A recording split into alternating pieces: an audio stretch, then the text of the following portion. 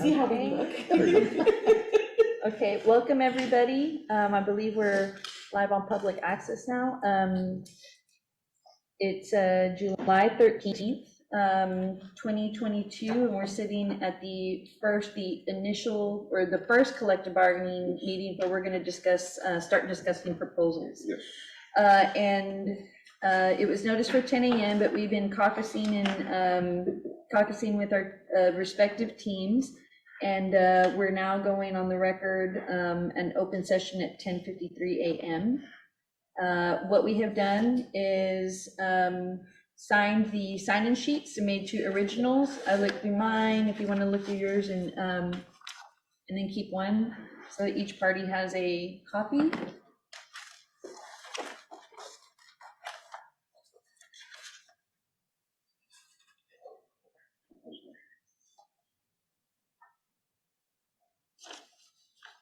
One member of the team just, he's printing something out, so he hasn't signed on either one. Oh, okay, we'll Other than that, wait for everything- him yeah. to sign it, and then we'll each take our, and I think everybody from my team sign it, so we'll just wait for him to sign it, and then we'll take each a copy. Yes. Okay, in discussing proposals, I'm going to invite the Fireside, the association, to discuss what they see as possible proposals, present proposals, or go through the contract, however you want to do it. Yeah. Today in the morning, we would like to first go off through the table of contents and really let you know what we don't have any verbiage or any wording to touch. So we'll go one through one of each of where we don't have any proposals for. And understanding that if a later article comes back and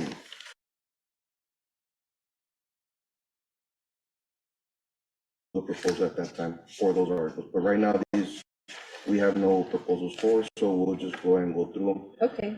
Article 1 on the preamble. The preamble,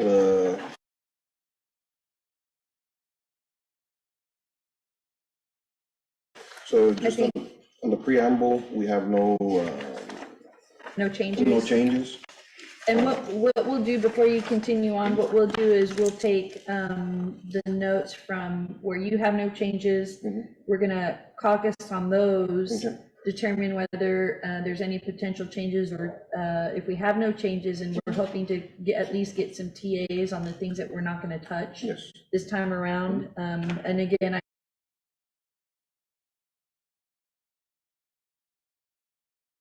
some no changes to the articles, and yet a proposal significantly impacts or is relevant to one of those TAs that because of the relevancy and the impact, we will revisit that TA. Yes. Okay. The next is Article 2, the intent and purpose. We have no changes in that. Article 3, definitions. At the moment, we have no changes. Understanding we still have to go through the whole contract on that in case any definitions need to be added or anything changes beyond on it. Article 4, recognition of negotiating authorities. We have no changes. Article 5, non-discrimination. We have no changes on that. Article 7, management organization. Six.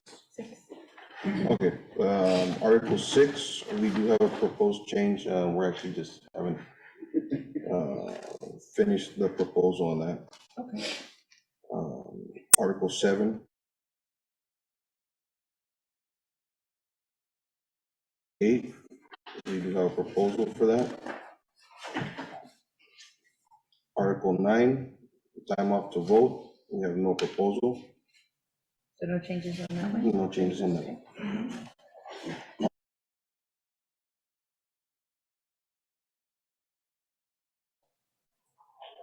Article 11, health and safety, we do have language. You do? Yes. Article 12, staffing of companies. Our staffing article, we do have a proposed change. Article 13, residency requirement. We have no proposed changes at this time. Article 14, probationary period. At this time, we have no proposal, no changes. Article 15, annual base.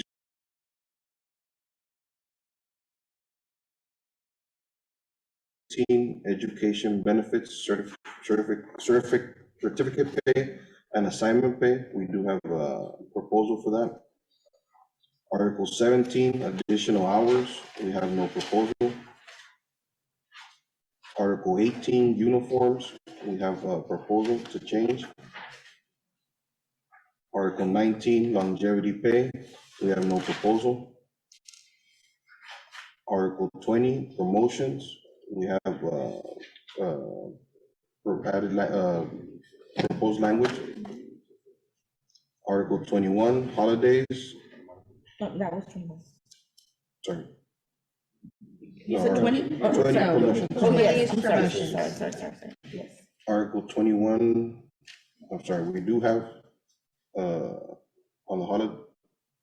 21, yes. 21, yes. Sorry, because I, yeah, I haven't marked it up. Okay. So I have, for Article 20 and 21, you have proposals? Yes. Okay. Article 22, annual leave vacation, we have proposal. Article 23, sick leave, we do have proposal. Article 24, court leave.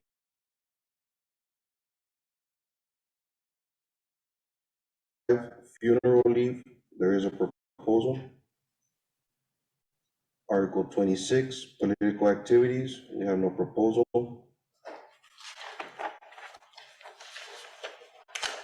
Article 27, association business leave. Give me 1 second on that.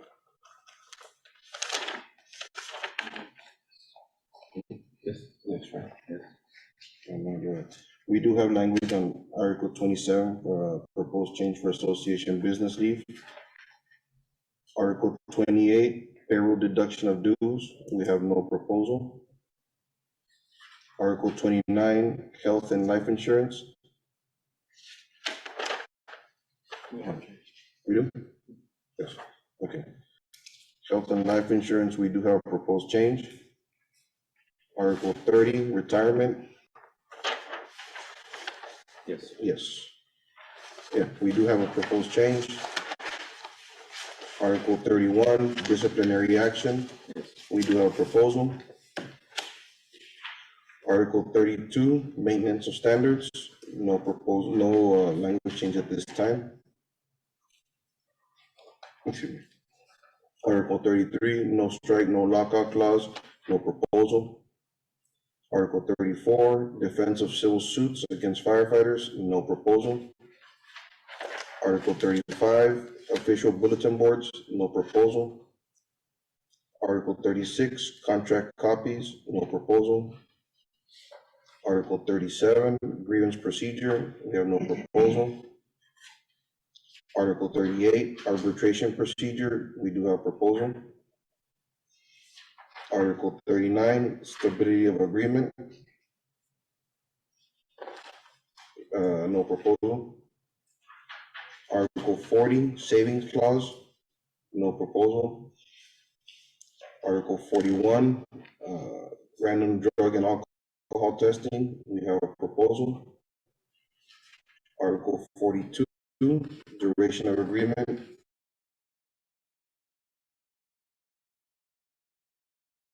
So, language to add will be Article 43, which is not listed, and it's, we're calling it mental health leave.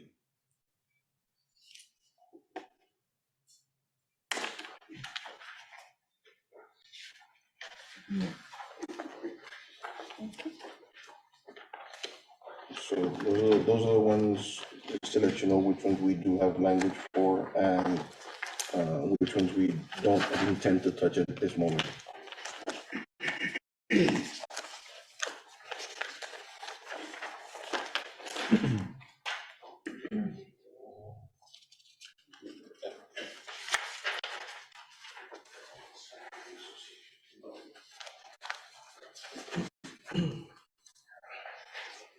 Okay, what we can do,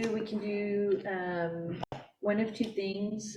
We can caucus and I need to discuss with my team, the articles that you have no changes on. And so we can see whether there's anything that we will be proposing or that we might be proposing for those articles. Okay. If not, we can, then kind of work towards tentatively agreeing on the articles that will have no change.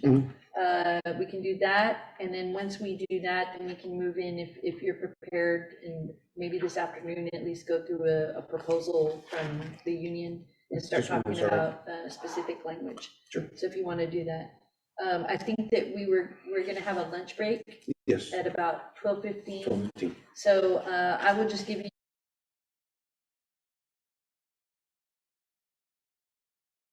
And accounting for that lunch break, we probably won't meet back until after lunch. Okay. Right, and, but I'll give you a heads up, Yes. and I'm thinking like about 1:15, give an hour for lunch. Okay. And I'll advise where we're at. Okay, Okay, thank you. all right, thank you very much.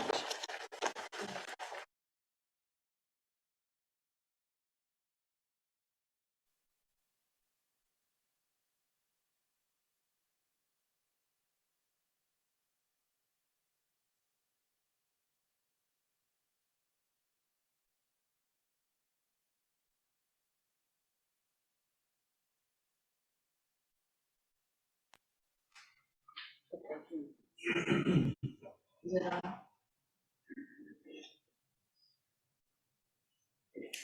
Okay. We forgot to confirm the sign-in sheets, and I believe the extra member of your team that who hadn't signed it, has signed it correctly? Yes, Okay, yes, so, here, and I didn't know if you got to look at them. We each get a.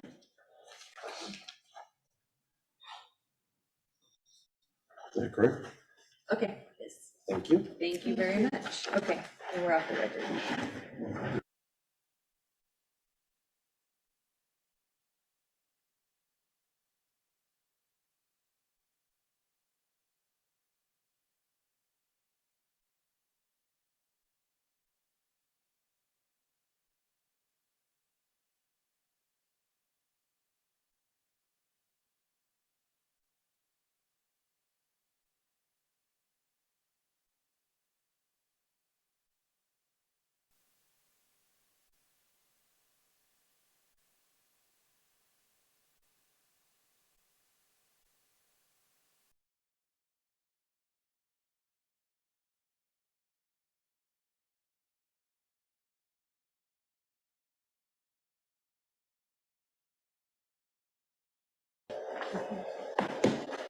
And everything's good?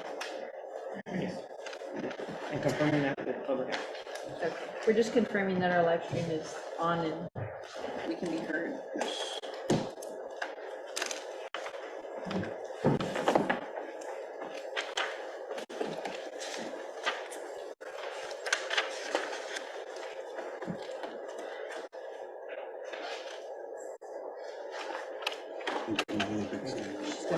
Okay, everything's good. Okay, thank y'all for giving us some time to caucus. It's 1:18 PM.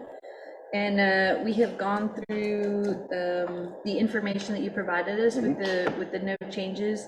And I'm gonna go through, like you did, the table of contents and let you know the status of each. And if you did not have proposals, whether to expect some proposals for us.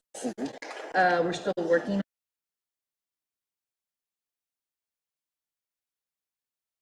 changes. I think we identified 13 of them.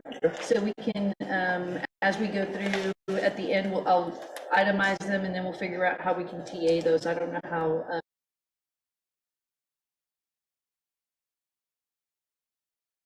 I don't know how we can do that, but we can discuss those semantics at the end. Okay.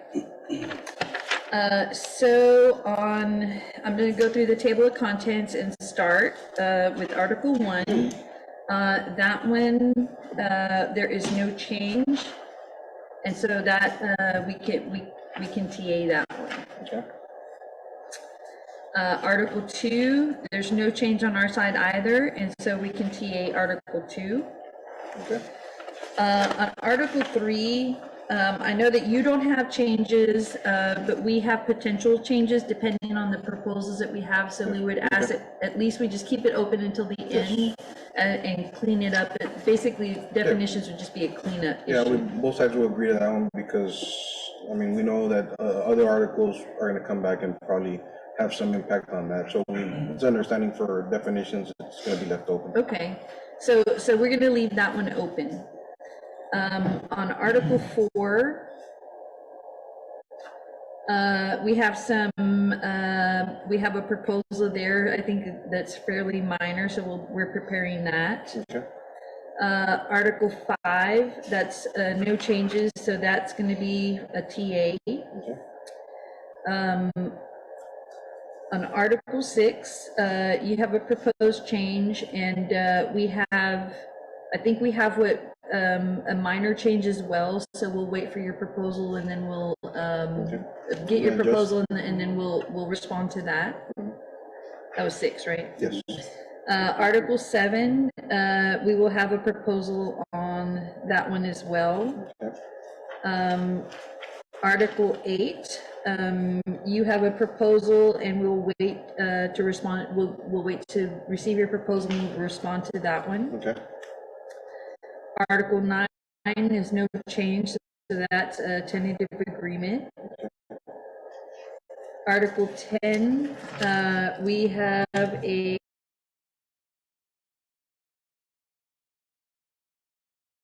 we may have a proposal, and if that changes, I'll let you know if whether there's a change or not. Article 11, you have let's see, Yes, you have a Yeah, proposal outright, and so we'll respond to that one as well. Article 12, you're gonna have a proposal on that one, Yes. and we will respond to that one.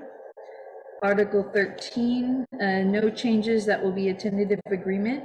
okay, Article 14, we have no changes, and that will be a tentative agreement. Article 15, you have a proposal, and we'll wait for that proposal and we will respond. yes, Article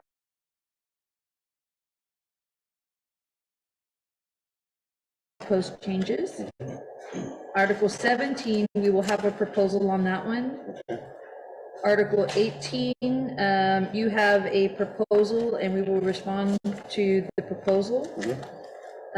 We have a proposal on Article 19. okay, On Article 20, you have a proposal, and we will respond to that proposal. Article 21, you have a proposal, we will respond to your proposal. yes, Article 22, you have a proposal, we'll respond to that proposal. Article 23, you have a proposal, and we will respond to that proposal. Article 24, no change, so that will be a tentative agreement. okay, Article 25, you have a proposal, and we will respond to that proposal. Article 26, we have a proposal. okay, Article 27,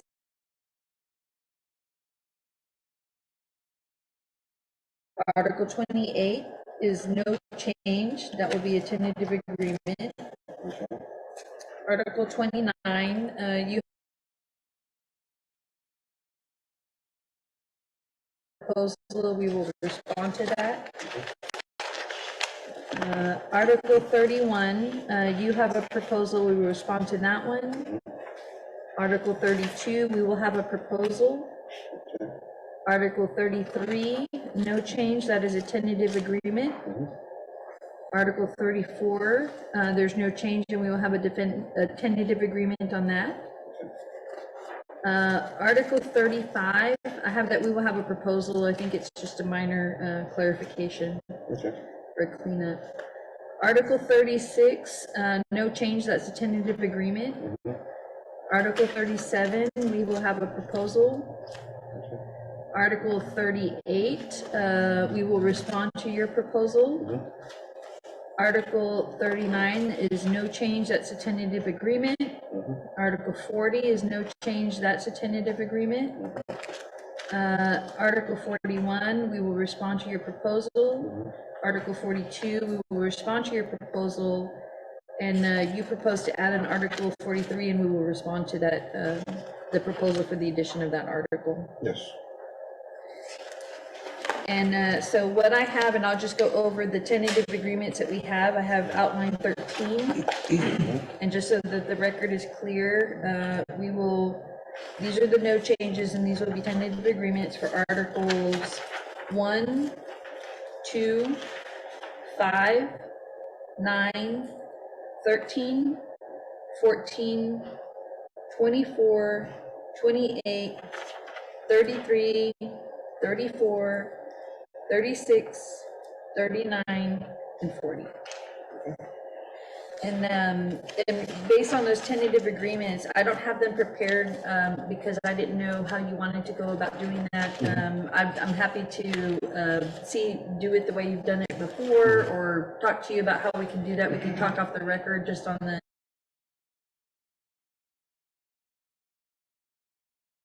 If possible, we can have them ready for tomorrow morning, or at least by tomorrow afternoon, depending on whether we. One of the things that I want to make sure is that we're both using a set of the current contract in a Word document that has been reviewed. I want us each to review it to make sure it matches up with the PDF that's signed, so that there's no confusion there. Yeah. And so that's what I'll be working on this afternoon and forwarding to you. And normally, I found that it's pretty easy to do a compare, compare through Word sometimes, or I even have people look through different sections just to make sure. But we can do that, and I don't know, how have you done the tentative agreements on the no changes before? The no changes before, we still T8 on it. Each article? Each article, Okay. article by article, we both sides sign off on it, and it has been timestamped, date stamped, or Perfect. however, to prove that it was agreed to at that time. Okay, and of course, these tentative agreements we've agreed are subject to Subject the to- reopening if necessary. Okay. And so what I will do is, I can prepare those Okay. and try to have them ready by tomorrow morning, Okay. depending on how quickly I can confirm the language and the stuff that I'm using is the same from the PDF. So I'll strive to have it by tomorrow morning, but for sure, if not, I just want to be able to tentatively agree and have everything signed and done before we leave here tomorrow. Okay. So that's what I'll be working on as well. Excuse me, just to let you know, they are letting me know that they're having some technical difficulties streaming Okay. the live stream. So since it is on the agenda, I want to make sure and let you know. It is being recorded, and Okay. it'll be on YouTube later, Okay. but it's actually, the broadcast is getting to Laredo TV, but it's not going out on the live stream. Okay. So it is being recorded, it's just not viewable live at the moment. Okay. They're doing troubleshooting, I don't have to make you aware. Okay, but we'll both be able to access the record. or the They should recording. be able to have that.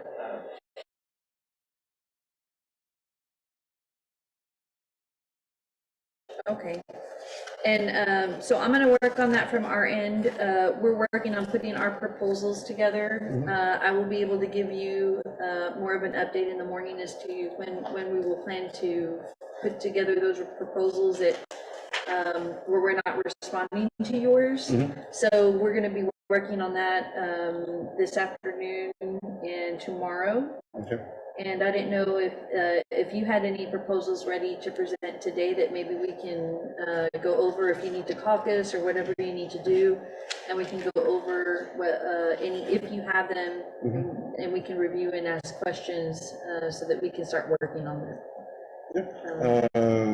We'll take a quick caucus because we do have the ones that we had proposed on file. We printed them out. Okay. So you don't want for me to email them to you one by one which ones you will? Yes, whatever you want us to start looking at and that you're going to propose on the put on the table. I think the important part is that when they're presented at the table, but if there's something that you want us to at least start looking at beforehand, feel free to email it, and you can do it one by one or however you feel comfortable. Okay.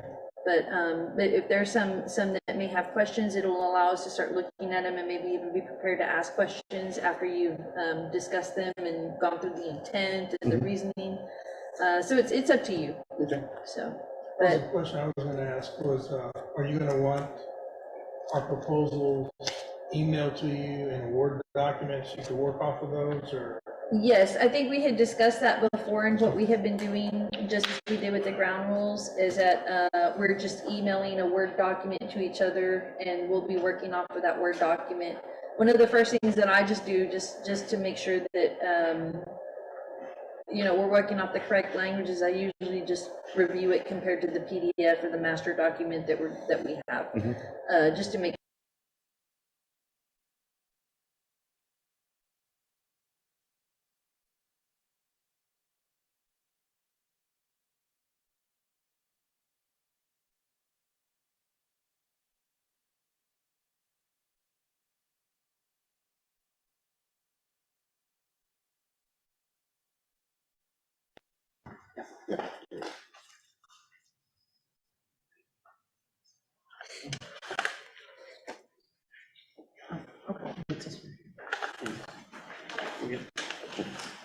Okay. Okay.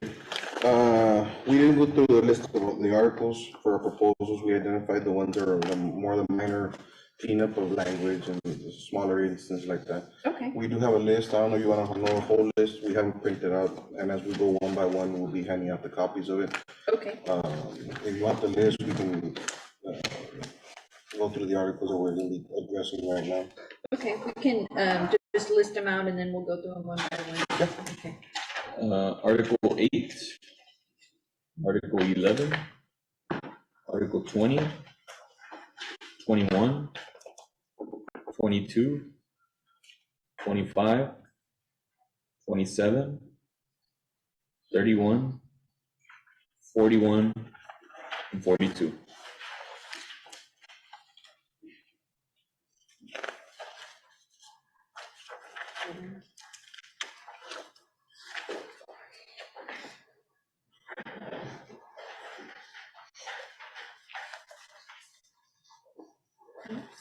Eight, 11, 20.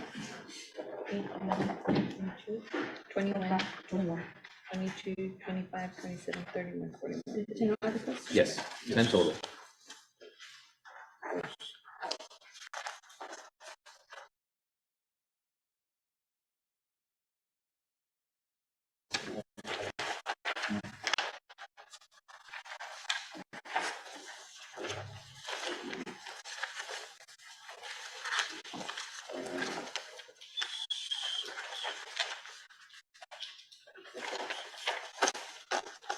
Here's 6 copies of the article. Okay. This is Article 8.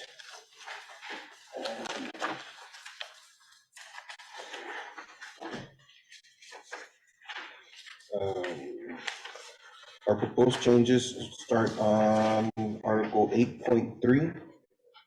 Duties of the assistant driver include the responsibility to drive, except that if an assistant driver is required to drive more than 6 months in a calendar year, he or she shall receive acting pay as driver as long as he or she continues to drive.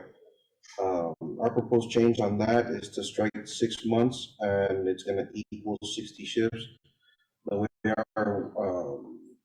our work schedule works out, every month is roughly about 10 shifts. Right now, it doesn't state any congruency, it has to be a continuous. It's understood that it's 60 shifts. The department right now, as it works, the sign-in sheet, as every time that you drive, has a total of 60. This is just to clear that up and make it specific that it's just 60 shift. Just to reflect the current policy that we have. Okay. That's all it is, cleaning up, making sure there's no misinterpretation.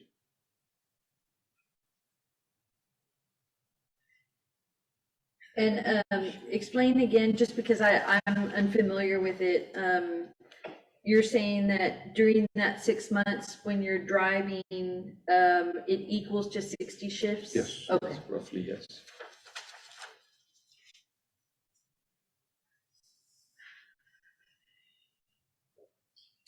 Like I said, right now, this is current policy, this is the way it works. Just the wording on it is always reflected 6 months. Like I say, it never had to be consecutive, never had to be consecutive. So it's basically you drive today, you can drive again for the following week, things like that.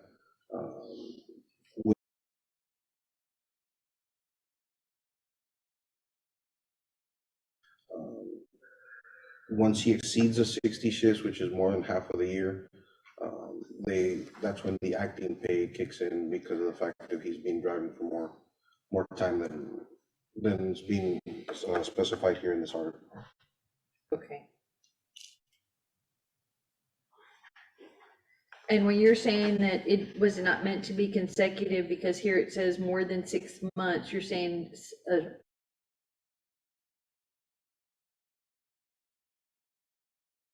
Yes, apparently that's what practice is in the department. It's a 60 shifts throughout the year.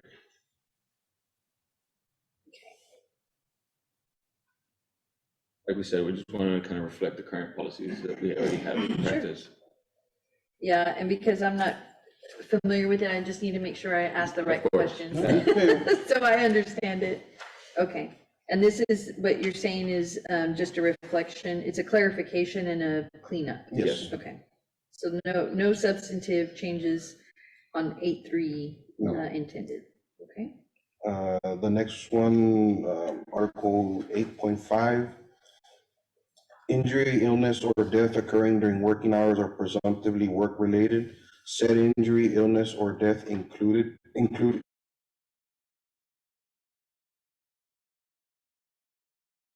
for the benefit of the city. We just propose to strike duties and input order or directives.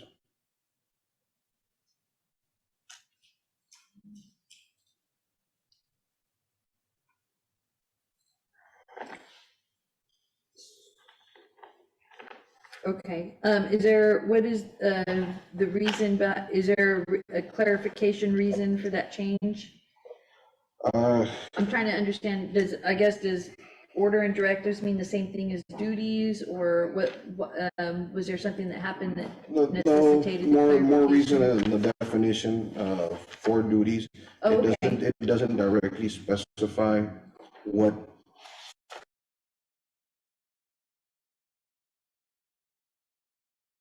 in order to do something, it's covered as a duty.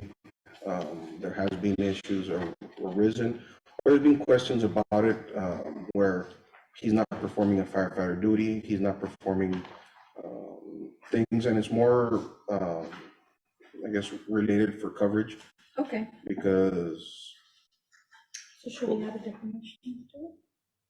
'Cause I don't see it in the definition. We have in the past, I know we've had questions to workers' comp and HR and risk management to see what should be encompassed as a duty. Because there was issues in the past where they said, like, oh, if you're on duty and you help a civilian push their car, well, that's not a duty per se, but I mean, so in case of an injury happens during said activity, if it is a lawful order given by a supervisor, we want to make sure that that's that's encompassed. encompassed in your Yes. scope and course of your Yeah. employment and what you're doing, It's okay? more or less to cover the gray area from workman's comp where, you know, what it's not specifically addressed. When we talked about this last night, it was mainly derived and came up from the third-party administrators denying workers' comp claims while they're on duty for various issues, and there's no real way to capture, you know, that's what they tried to do with duty, was to capture anytime you're on duty. And you still have third-party administrators trying to be the gatekeeper for the workman's comp. And, you know, we, as firefighters, we're asked to do things that aren't just in the general orders or in your policies and procedures. So that's what they're trying to do. So I have a question. I mean, firefighters are always good Samaritans. I know that. Yes. So, like the example you gave as far as helping someone push a car, you guys are gonna see it. Mhm. You're gonna do it without even someone asking you, and you're still working. How does that change the scope? because you're still gonna do it. I know you still will do it. Well, what it And you does get now, injured. it becomes a directive, because the captain says, hey, this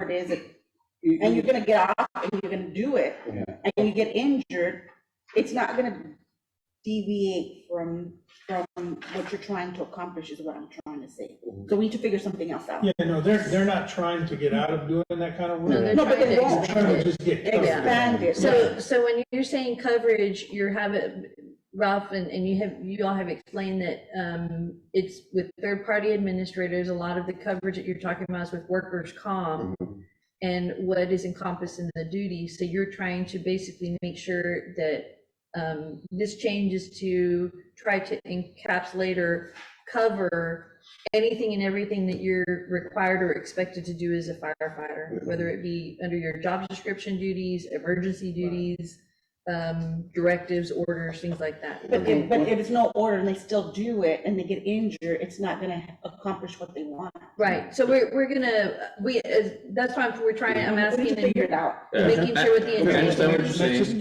give it another example. Let's say they're doing cleanup at the station, right? And it's part of our duties.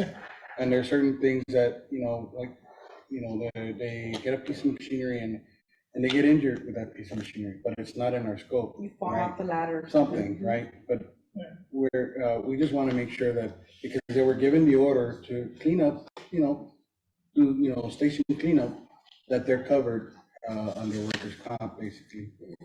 That, because basically, it's not even an order, it's a directive. Well, it's because like he said, the third party has come back and said that we are, and they won't provide us. with- And We're just trying to prevent Yeah. further issues to come along. It's not like something necessarily that's happened already, where we've had an injured firefighter or a death or anything like that, but we just want to make sure we kind of prevent problems arising in the future by kind of just encapsulating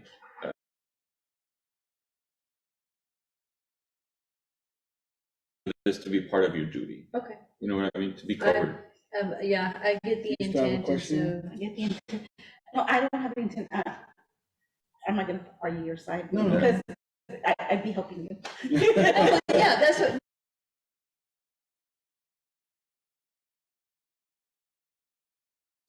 Because sometimes the duties don't include the fire chief has the ability to give an order to do something that's either outside of the job description or something that's an emergency, or say, hey, this is part of your job, do this, but I the just workers' don't- comp, yeah.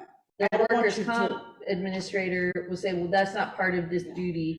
And so I don't want you to we're lock trying to yourselves bridge the either, gap. because sometimes you'll go beyond, Right. and going beyond could hurt you by doing that, and that's all I'm saying. Well, I mean, that's why the directive is there and the order is there. But what so- if it's not a directive, you go beyond on your own? Well, You So wanna- I have some We ideas on how understand. to, It's just because we have a rank structure just reflects the way we Sure. work. It's always like a captain is right, the gatekeeper for us, like as lower ranks, you have to ask your captain, hey, can I We'll do figure it this? So, yeah. So I mean, that's the intent, That's the like, intent. maybe the wording of it isn't a direct reflection of it, but the intent of it is for that, is not to, like they said, to get out of doing things, is just to make sure that umbrella, the Bridge things that that we do actually is covered by it.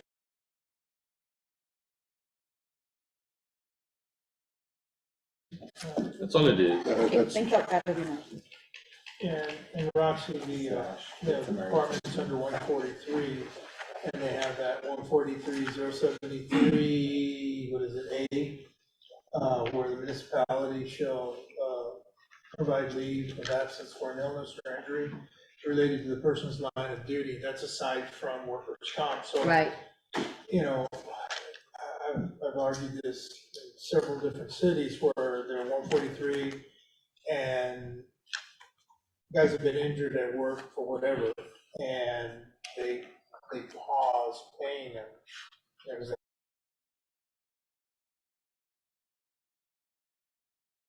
and then they back pay for that. Or the statute requires them, the city to pay from day one if they're injured in the line of duty. And some cities have third-party administrators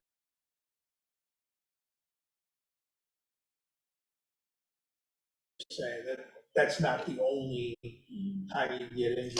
So it's something, so you have the idea I where have we're the at. idea. So if we can come up with something like that, we'll look at it for sure. Okay, so I think I Add understand it. something as well, so the city of Laredo is more than generous, we do pay the first 40 hours of injury with pay. Yeah, I'm not So- saying Laredo necessarily, I'm just saying in general, like, deal all over the state with this, and there's a lot of cities that won't. Even though they're under 143, and they're compelled in a sense to pay from that day, you know, the first hour of illness or injury, they'll say, well, no, you got to use your own pay time off for the first 7 days, you know, they go back to the workers' comp process under TDI. Right, but city of Laredo does not, we compensate our employees of injury with pay for the first 40 hours on day 8 when workers' comp kicks in.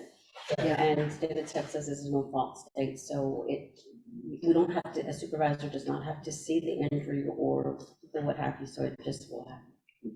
Okay. But we're, and the intent is, on your proposal is to prevent the third-party administrator from misunderstanding what it is that the firefighters do and what they do in their line of duty. Exactly. Okay, I get it. Okay, we'll come up with a counter proposal to that. Okay. We'll go on to the next one being Article 11.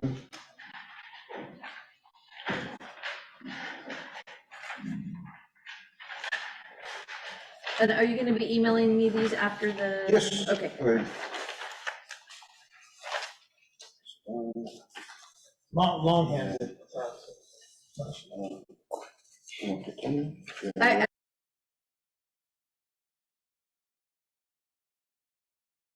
Away from it. To me, it's still Six such a copies. product of technology.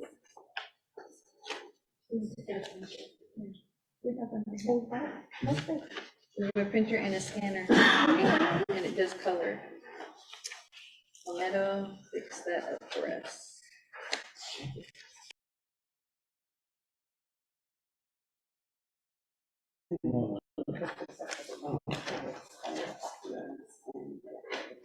Under Article 11, the first proposed change is under Article 11.5.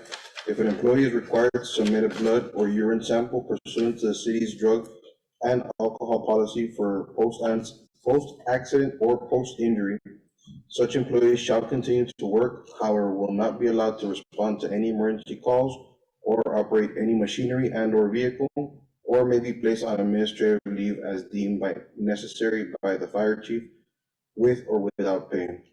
We move to strike or without. The way the department has already worked, post-injury, post-accident, they do submit the way it states right there, and the chief assigns them unless the injury is something that they can't return to work, assigns them to continue to work, and it right now has been always with pay. This just cleans it up.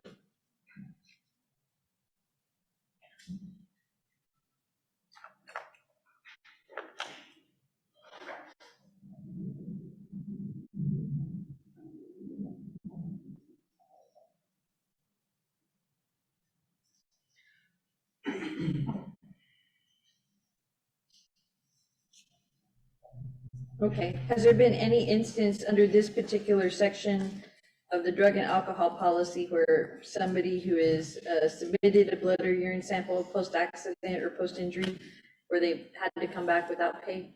No, Okay, not.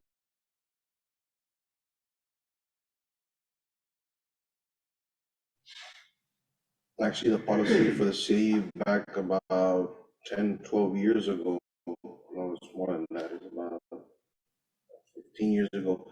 Once post-actually,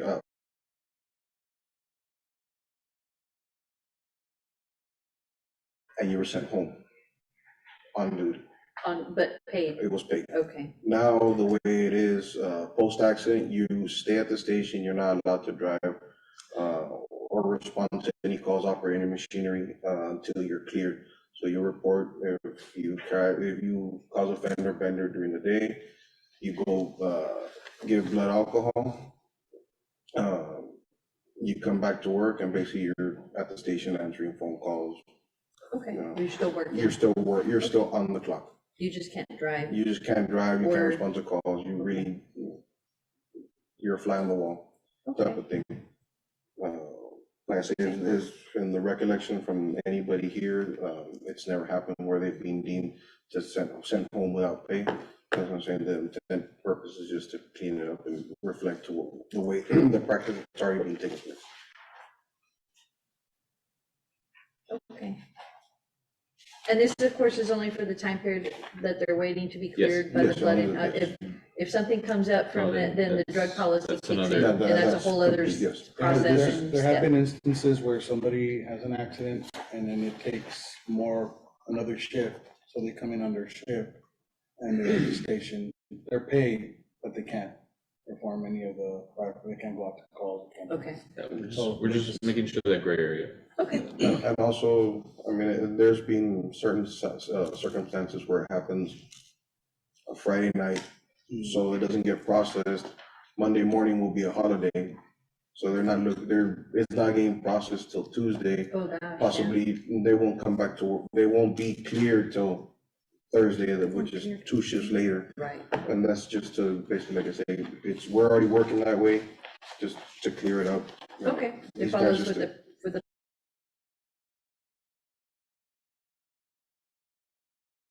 11.6, if any employee is required to submit a blood or urine sample pursuant to the city's drug test and alcohol policy for random drug and alcohol testing,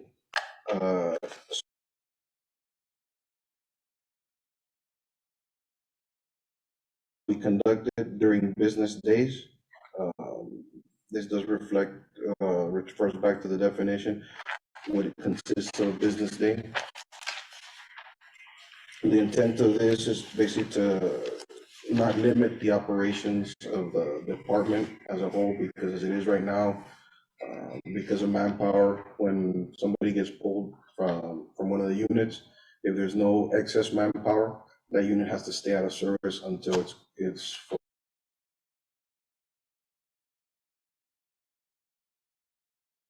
You know, they finish that drug test, they're giving up to 4 hours to submit urine, you know, in case they can't go at that time and this and that.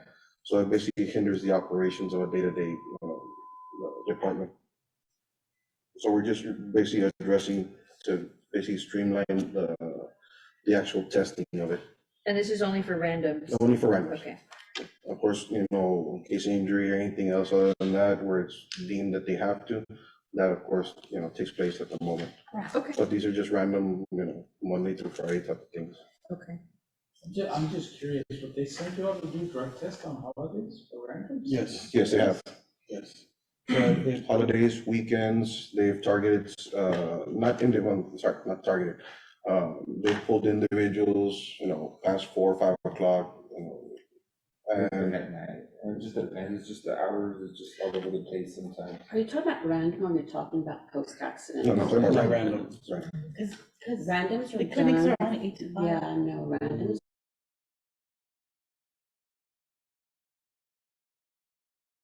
Instead it's post-accident, not, to my knowledge, unless there's reasonable suspicion from the immediate supervisor, we don't conduct randoms at night. It's early morning. I don't know, maybe the clinics, maybe sometimes. They're running late because I know there's the last instance happened, and I get you that.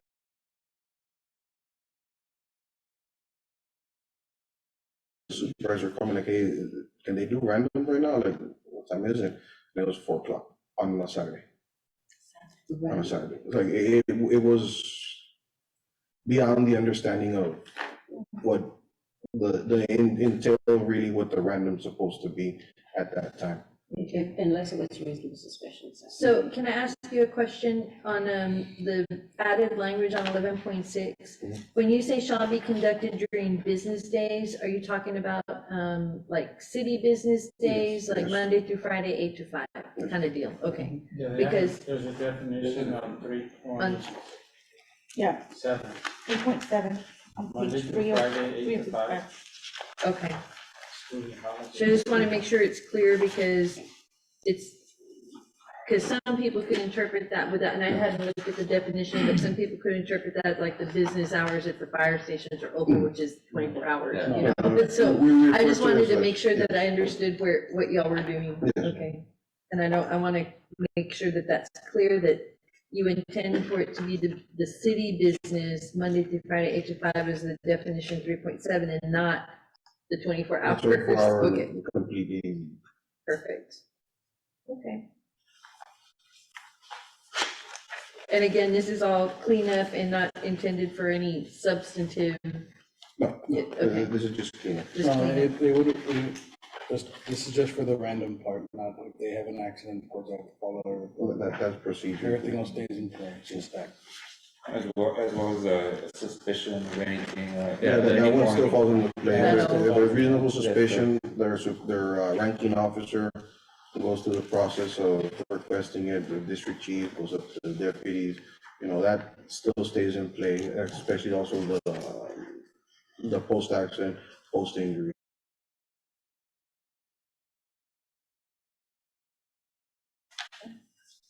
Any other questions on Article 11?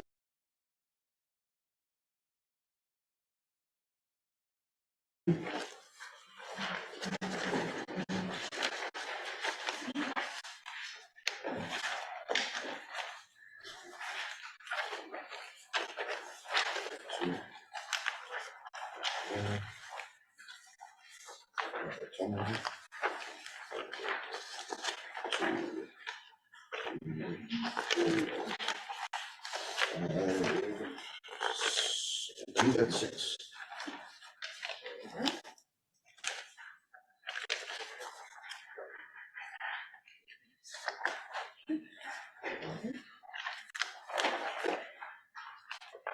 Under Article 20 for promotions. First one the first one to propose is 20.4. The final promotional eligibility list will be defined as a list generated after the initial appeals hearing is concluded, regardless of any other appeals. We propose to add the initial appeals hearing shall be no later than 60 days following promotional exam. This intent is to try and stay within the civil service code that's allotted for when a vacancy happens to when the vacancy actually gets filled. In recent history, some of these appeals, just because of the way it's happened, also with COVID, it's gone way beyond, causing basically a backlog in promotions.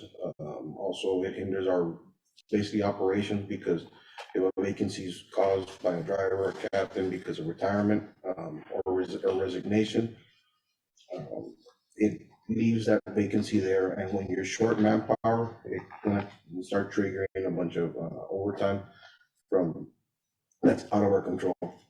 And the department has tried to address it, where they fill the vacancies, now the void becomes either another rank, a lower rank, where it's actually causing trouble within,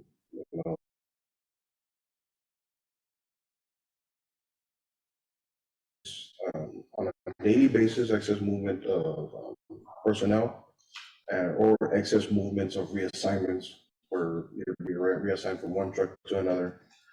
They get familiar with that crew, then they get reassigned somewhere else because of another vacancies caused over here. That's the purpose of it, just to kind of expedite the appeals.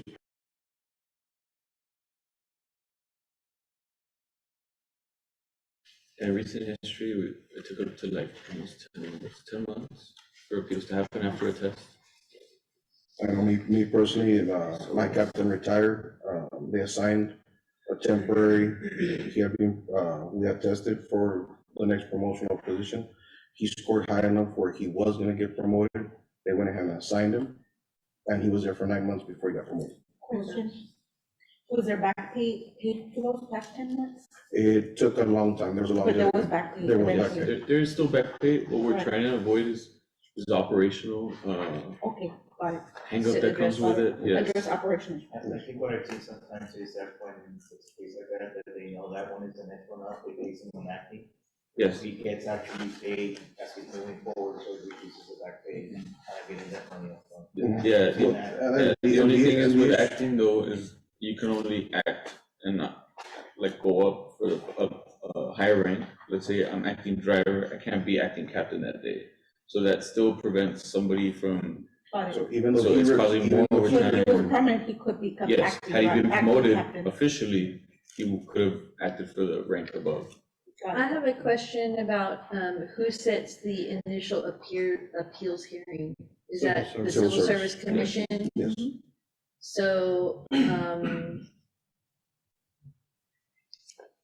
trying to, okay, so the Civil Service Commission is the one that sets the initial appeals hearing. Mhm. And if we do this, the collective bargaining agreement, it would be a directive to them that they have to do the initial one within 60 days. I think some of the reasons that it was causing it is because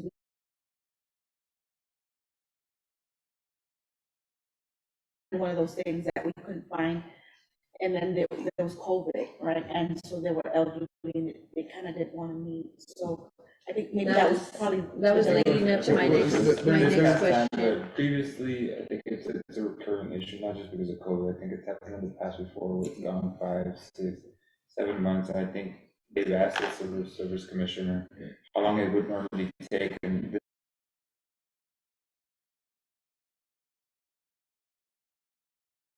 Has happened in the past where basically promotional lists from date of test till the actual end of the list, because of the extent that it took to take the appeals done, you're looking at a promotional list basically being active for almost 2 years.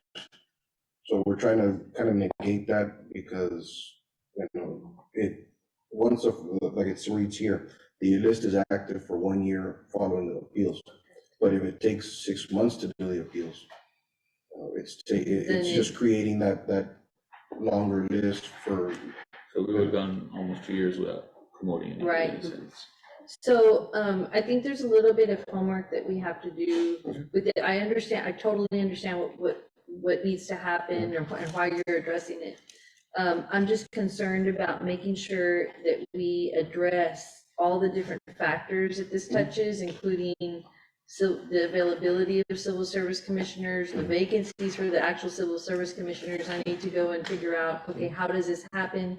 Because if we have this in the contract, and then something happens and we lose the civil service commission and we don't, commissioner, and we don't have the quorum that's necessary for a hearing to be held or something, or even just set, what is the remedy for that? You know, like, it'd be subject to a grievance and then against the city, but then it'd be something that we couldn't really control and the city would be trying to work on. So those are the issues that I'm kind of thinking about, and we're gonna have to look at those different factors to address the issue that you're raising. But we hear you, and I understand what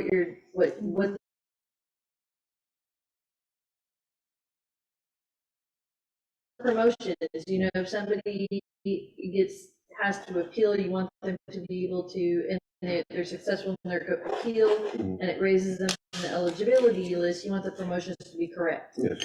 And so, okay. So I'm gonna put right here. And that has a down the chain reaction with eligibility for promotion. Right. So if you're hindering me by 6 months to be able to be eligible to take another exam, that's. Right, and then what?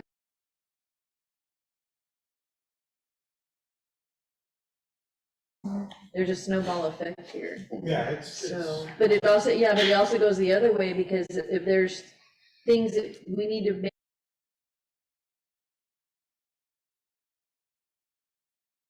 happening to make this language work, but I know exactly what you're saying. Okay. Got it. The next one will be, actually a complete edition, will be 20.11. The association president or designee shall be allowed to be present during initial appeals hearing. The intent of this was actually recent because it was brought to my knowledge, and this was before I was set as president, where during the appeals process, the way it's stated in the contract, where there's only supposed to be one correct answer. There was a point given, there were points given out where they claimed, I believe it was A and B were both correct. Letter C was completely wrong. So they gave the points to letter whoever point A or B. But the way the contract reads is that there's only one allowable correct answer. If not, the question is null and void. Now, our remedy for this is to kind of avoid that. It doesn't remedy the actual appeal of it, because I'm not saying give the point to everybody, but we're not saying either, now we're going off of 99 questions instead of 100. Throw out the question completely. Yeah, so. But there was nobody there to catch that discrepancy.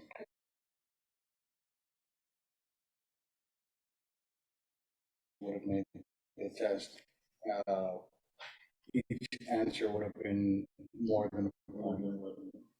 And then, I believe in that promotional exam, that at one point changed a complete dynamic of the ranking coming out of it. So Yeah. it's basically.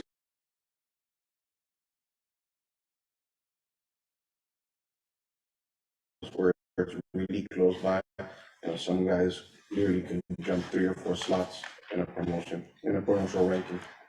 And it's just to be able to catch that, to address it, like, okay, you're giving the wrong points, this is why. Okay, so what I'm hearing is that a person appealed a particular question in the exam, a union representative was not there, didn't catch the discrepancy with what the commission come up with. There was no one to explain to the commission what the contract said and what was required by the contract, and that, okay. I mean, in the past, there's been a representative from the department during appeals hearings.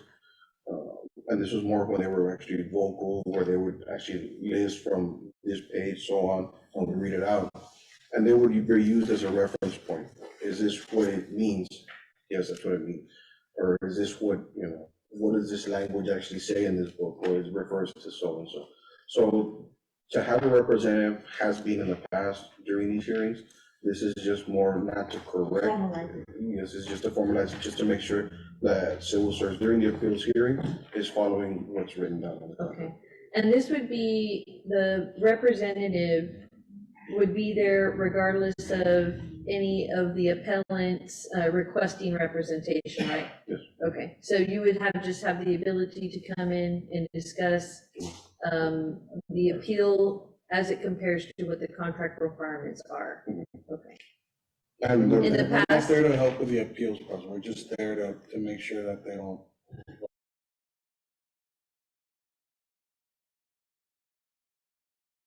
With that, doing that same.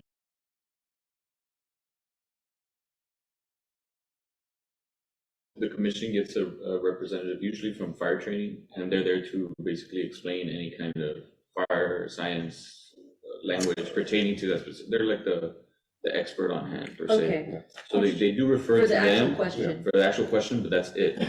They don't. I just refer want to them. make sure, so your representative will be there Mhm. to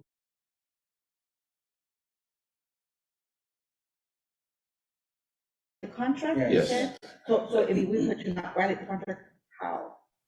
Well, like in that But- said instance that we said that there can't be two right answers. Right, so, but I guess in order to clarify why, put in here, like what the role would be. Okay. Because they're here, but what I the hear role you. is. Yeah, I understand. So like help me write it, like what is, To uphold the to contract. uphold, well, okay, but still, but how? I'm just, general. To review questions or to clarify questions? Actually, let me see, there's one, actually, it's in this article, if I'm not mistaken. Sure, compliance with contract language, The event of service proceedings. because that's what they're doing, they're just Yeah. trying to make sure. Ensure there's- compliance with, Because the civil service director is on hand, and the civil service director provides that definition to the commission that is hearing the appeal. And they're the ones that have the books, they're the ones that have the answers.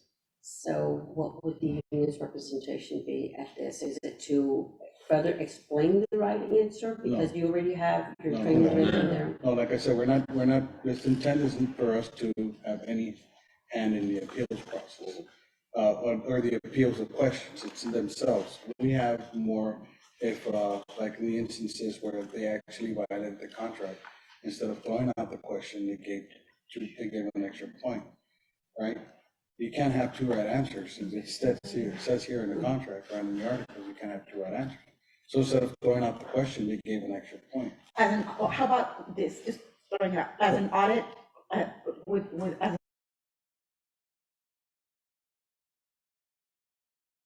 but like, because you're kind of auditing what they're doing, no, maybe audit's not the right word.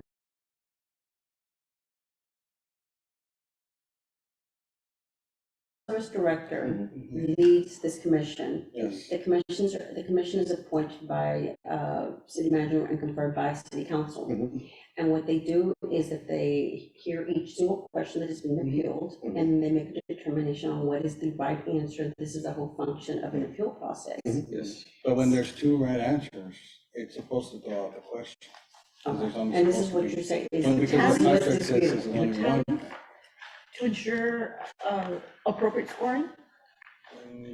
I'm No. just trying to figure it out. I get what they're saying, and we can caucus and get some proposed language, but what they're basically, what I'm here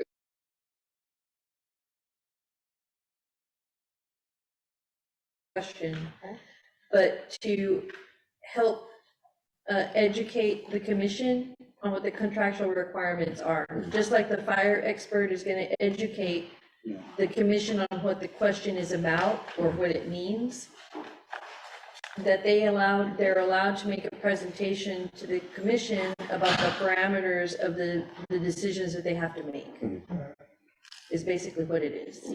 We're not there for the substance of the answer, the question, anything. We, if no points are given out, our job is done, no issues, none about it. If a point is given out and given out correctly, we have no issues about it. The thing about it is when there's a multiple choice of 3, it states that there's only one allowable right answer. If you state that the question itself was wrong and allow, B in intent is also, encompasses that what the question's asking. So either everybody gets a point or the question itself gets thrown out, because A and B, you're giving a point, but whoever answered C, you're docking them.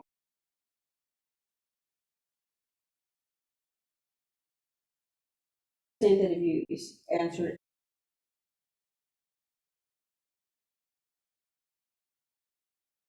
Letter C. Well, And the the contract right, said otherwise, the right thing would have been to throw out the The question. question, I got. and nobody was there to catch it, Nobody was there to catch it. so, okay.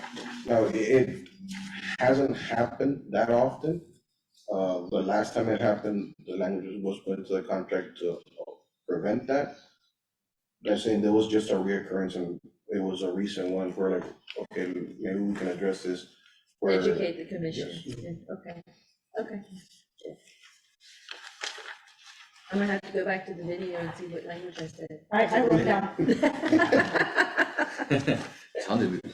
Sounded good. I wrote it down. The next one will be Article 20. Thank you. So, Yeah, we know,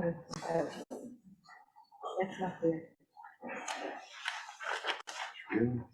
There's 2. round. There's 2 of them, right? Two, 3. Oh, yeah, that's right. I believe those are 6.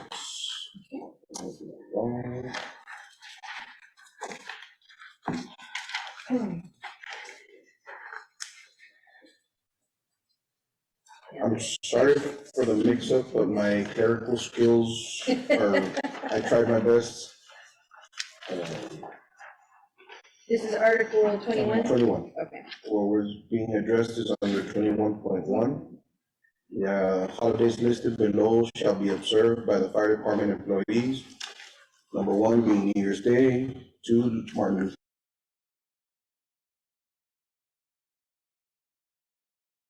before Easter. Number 5, Easter Monday. Number 6, Memorial Day is September 11th, Remembrance Day. Number 7, Juneteenth. Number 8,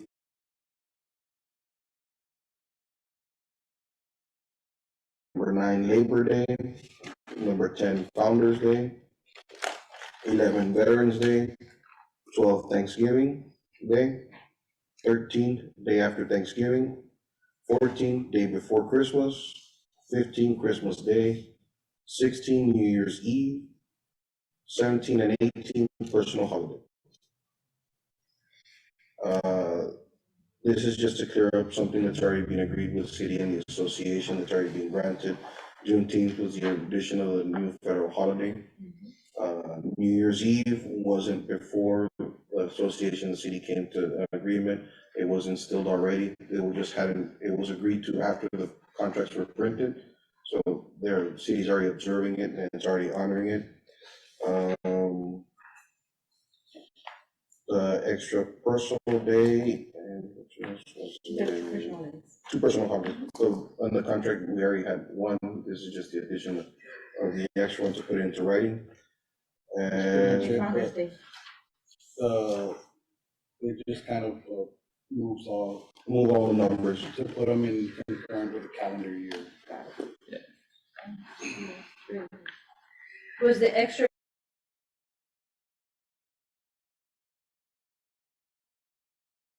The only one on this list that has not been observed and that was added to it was Juneteenth.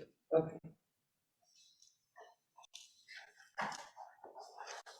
And that's a new federal holiday? It's a new federal holiday that was observed last year. We're just updating based on the city of Laredo's holiday schedule. Yeah, I was gonna ask, Yeah. does that fall in line with the Yes, city of we're Laredo? just literally making sure we're updating the ZBA. That's why we're having- Actually, we should have submitted that one instead of this chicken scratch. I know, once you start fighting with these, especially when there's two Yeah. columns, there's no The going format, back yeah. Yeah. on the format. So it follows the city's holiday schedule, okay?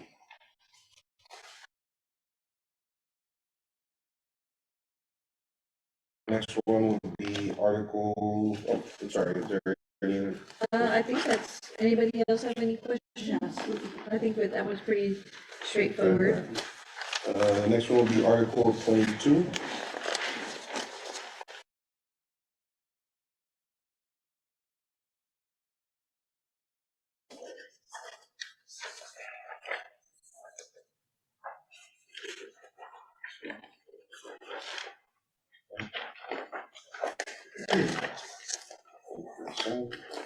One, two, three,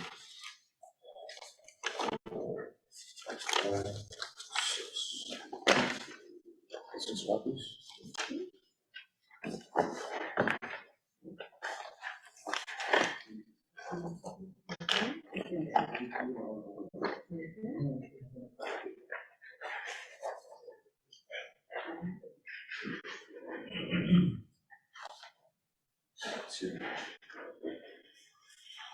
Article 22, the first one will be 22.6, letter C.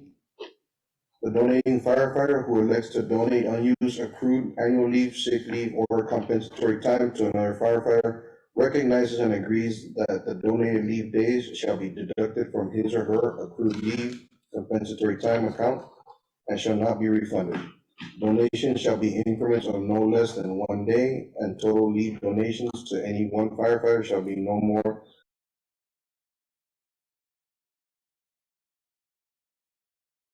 at one time. The fire chief will review the firefighter's need to receive leave donations every 6 months and will evaluate the need to continue the leave.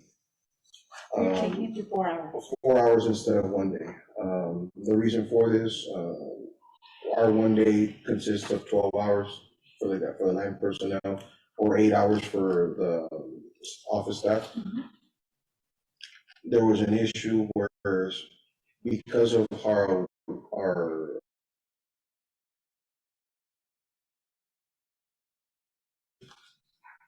some gentlemen were gonna have 8 hours or 4 hours left over. They're like, hey, we want to donate to said fireman because he's going through this medical issue. They're like, okay, that's great. But in reality, because of this wording, it was rolled into the association business leave because it was less than 12 hours.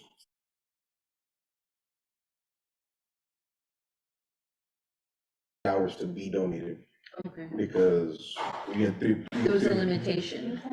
There, I mean, It was a minimum of 12. So there was a limit. The only reason I don't understand is because the association business leave is done now.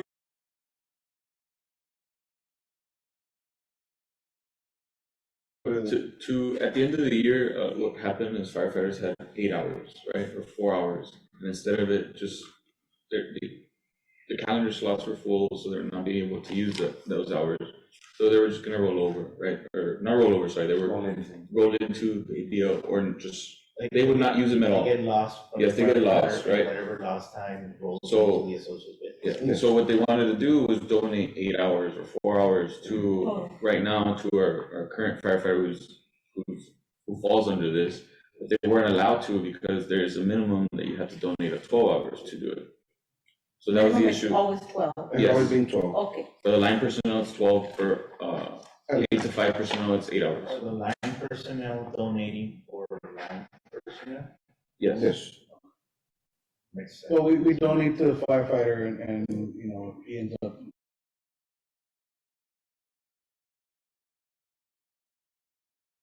The 11.2. The only thing is, like I said, if, you know, people were, towards the end of the year, donations were still being accepted.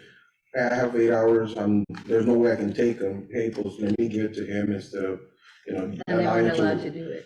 There were, from my understanding, it wasn't allowed to do it and it automatically rolled into association business. So what you're trying to do is take away that limitation to allow if somebody has 4 hours at the end of the year, that instead of it getting lost,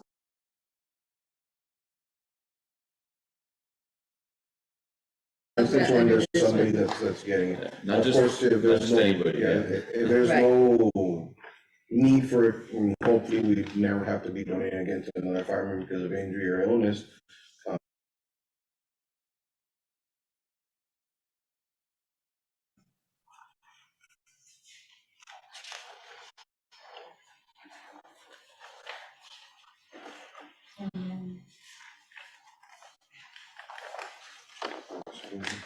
Twenty-seven point seven. Yeah, we could only came up, Yeah. 27.5. I'm sorry, the next one is 27.7. We're gonna have to disregard where it says 27.5. I don't know why it came up like that, I'm sorry. sometimes it does like the numbering, if you press Yeah. return, it does an automatic numbering or, okay. But take that out, Yes, 27.5, just the number takeout. okay. The way the article reads right now, if an employee is unable to use annual leave during the calendar year, the unused hours shall be rolled over into association business leave as part of the 1,000 hours identified in article, oh, sorry. Oh, it No, it it's is already, supposed to sorry, be it's a there. confusion, I'm sorry, my bad. No, I thought the same thing. Yeah,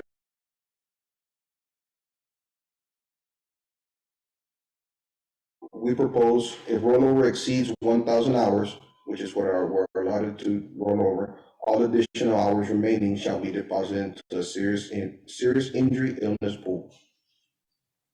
This is basically to create an additional where Because y'all don't have that. we don't have that, no. Okay. What So you're But you all have proposing to, right? The city. You're proposing to create a serious illness pool? Yes,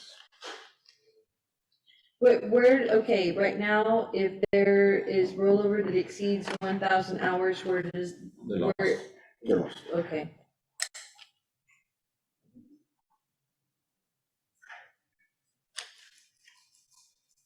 And this creates a serious.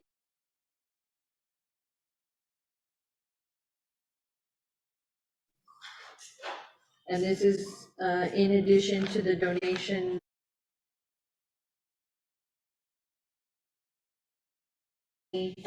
Two point six C. Yes.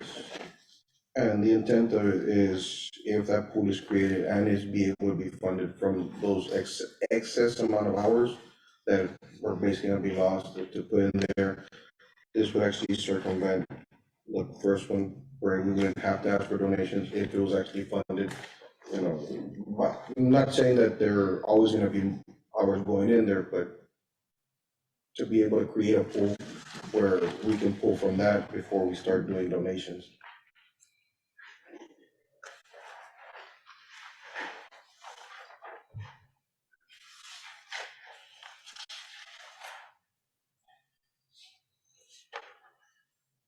Did you have a question, Steve?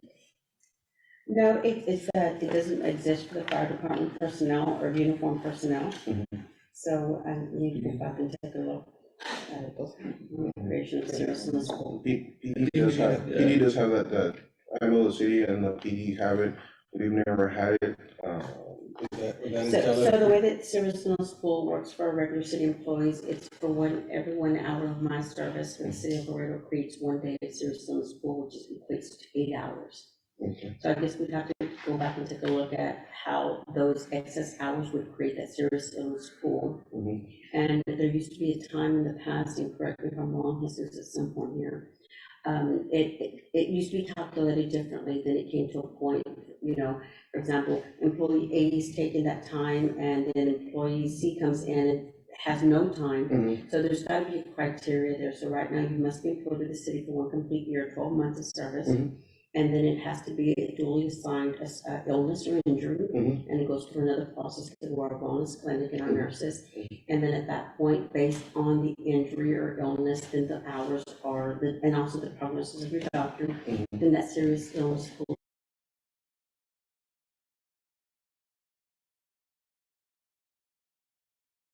So it's a process. So I wanted to kind of probably pick Jesus' brain here on this one and see how to create that service on for your existing members right now. Would that create a new article altogether? I would, That was gonna be my question, is if, it's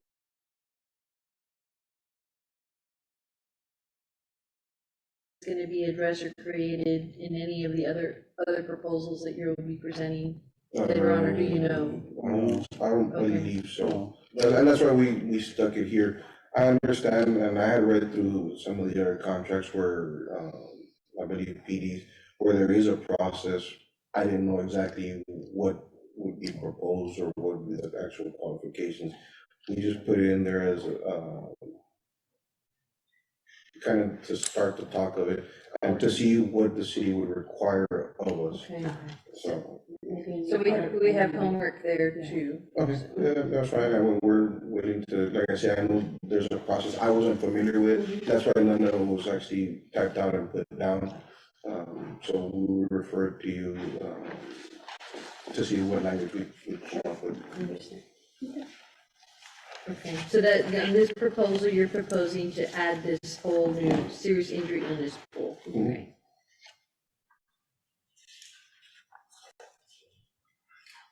And if there's no other questions, that would be, that was just my bad. I think I just erased it and then I put it back, just went red.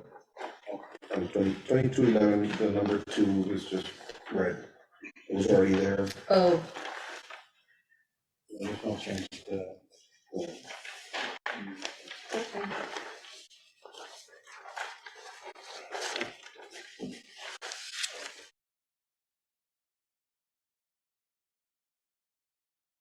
Five.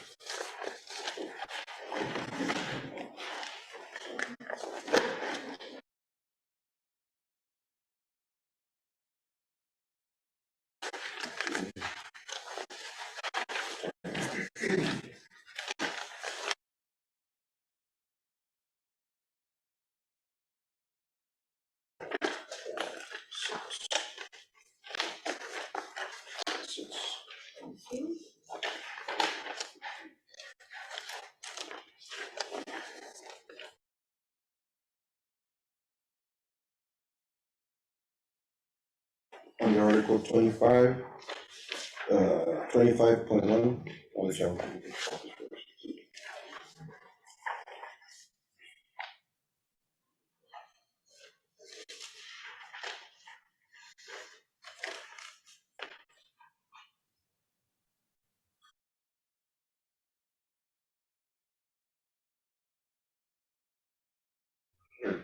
Yes, that's, it's being recorded. Yeah, no, then, because the group, I The mean, live, they're seeing it, it just, there's no sound to it. it's coming and going, Oh, okay, no problem. unfortunately. Yeah, so one of the guys was saying that they can't stream it, the other guys were like, it's playing, there's no sound, like, all right. We had, Laredo PD has some issues with Okay. the service that they contracted. Mm. So That's fine. They've All been right, no working on problem. it all day, right? They Trying have to been. resolve it, so. Okay. But, look, for the benefit of anybody that's watching, it will be available on the YouTube channel and also, I think, on the city's website. Well, we'll put the link on the city website, Uh-huh. if you have not seen it already, Yeah. there's a button there. Mm. And you'll be able to get all the documents as well as the links to the YouTube. Okay. Video. Okay. Article 25, funeral leave, proposed change on 25.1. It reads right now, 1, 24-hour work shift of funeral leave with pay shall be granted to all fire suppression employees. And 3, 8-hour work shifts to all fire administration employees immediately following the death.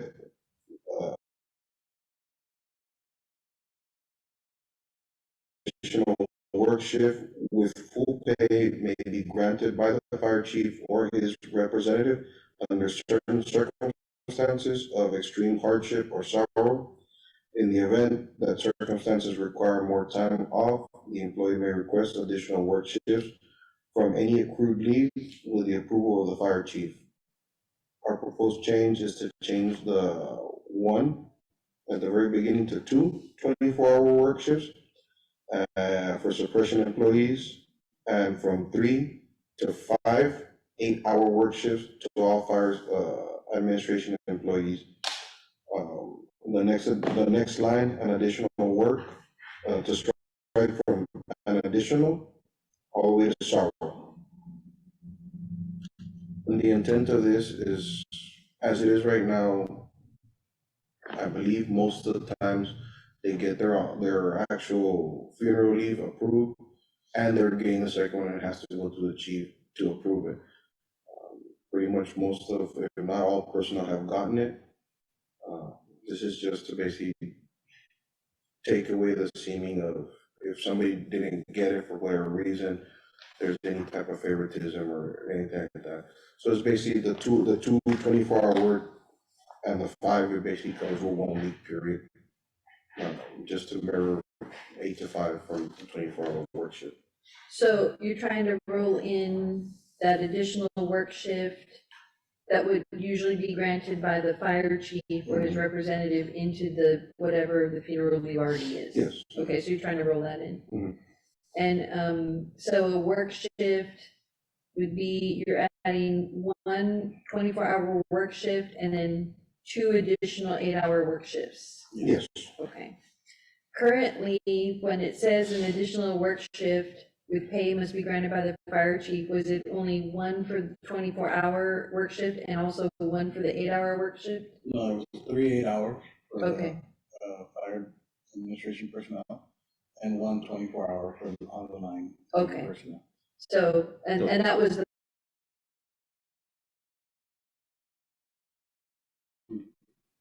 The additional one, is that what you're asking? yeah, the The additional one that had additional to is be granted. one of the 24-hour work shifts. You would have it granted by the fire chief. Yes, but she's asking about the 40-hour week.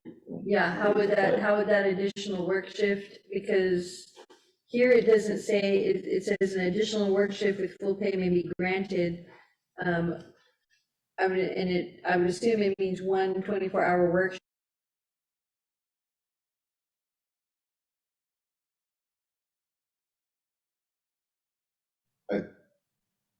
Honestly, I'm not exactly sure how the 8 to 5 would get it, if they get an extra day. Okay, So we currently have an ordinance that states an employee may be granted up to 72 hours of funeral leave if it's admitted family member. That's the way we handle it for our normal regular employees. okay, But Okay. the additional time is, usually the fire chief will grant it in certain circumstances, right? On a case-to-case basis, so we're just trying to put it in. So- And with this, the 5-day, it would fall within the 72 hours that's allowed because it's a 40-hour work week. okay. So- So, and I guess I just need to find out what the fire chief would do with the additional work shift for the 8-hour work shift. Yes. Okay.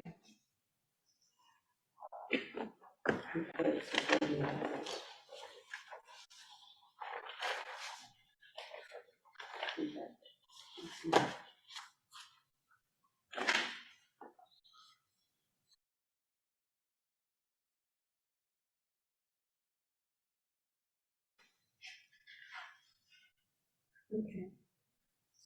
Anything else on the Article 25? 25, right. Any questions?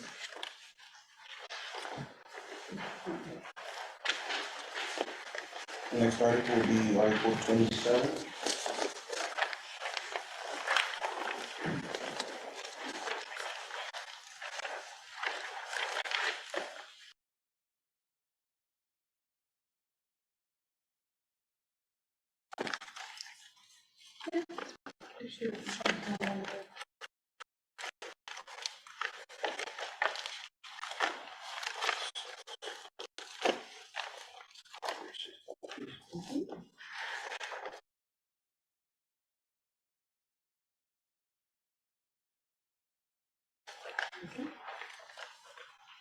Article 27, Association and Business Leave. The proposed change is under Article 27.4. Each year during the term of this agreement, during the first 10 days of the fiscal year, the city will allocate 3,000 hours that may be used in accordance with this article. The city will attract deductions from the hourly allocation as association business leave. Association business leave may be used for activities that include the following four specified individuals. Our proposed change is on letter A. It reads right now, members up to 4, in parentheses, attending seminars or workshops. Our proposed change to that would be to strike or, add just a comma, and then put or community outreach projects.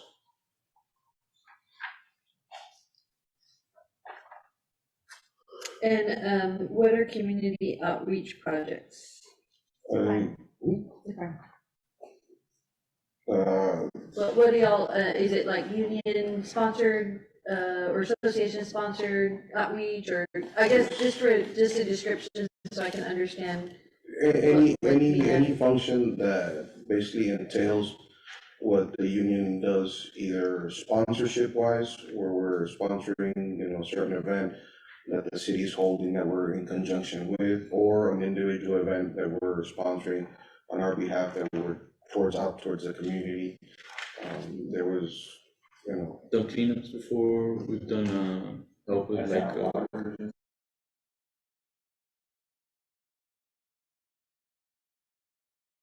I guess just We've done any, we've cleaned the labs, we've helped with labs, Labs. or with the rescue shelter. In the labs, I didn't know that. Would you Yeah. think, this was, Oh, the labs are over there, not the city. No, the labs, the Laredo.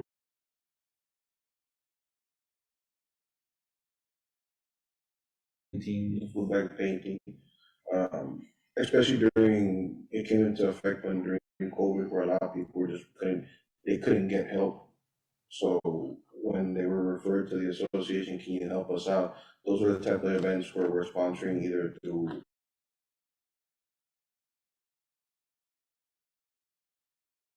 the July 3rd, July 4th event, where we're actually, helping fund a certain event, and we go out there to the community to also give our part on behalf, to have good community relations. okay, We've done sponsored events within our own membership, like for our current firefighter who's facing cancer, with donations, benefits. benefits. Like, we try to help as far as membership and community as much as we can. Would any of these community outreach projects involve any kind of political activities? We are not allowed to ask for any type of leave, unless it's our own personal leave Oh, yeah. to do any type of How would political we activity. separate it though, because I've seen some to where there are signs there, political, though it's none of your control, right? But they're there, and you could be there, how do I mean, I think if it's something that we can't control, like if somebody Correct. wears a shirt or something that goes through with that. I think that just recently we did the July the 3rd, July the 4th event, you know, city council was there, they asked if we could attend. We gave out water, we gave out popsicles, you know, on our own, we did that on our own time because of, you know, I think recently we have a grievance, you know, that hasn't been decided on.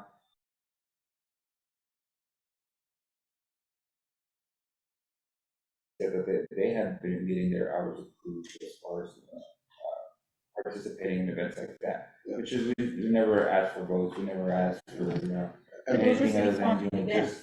Yeah, but LPOA also shows up. yes, No, for cities, I think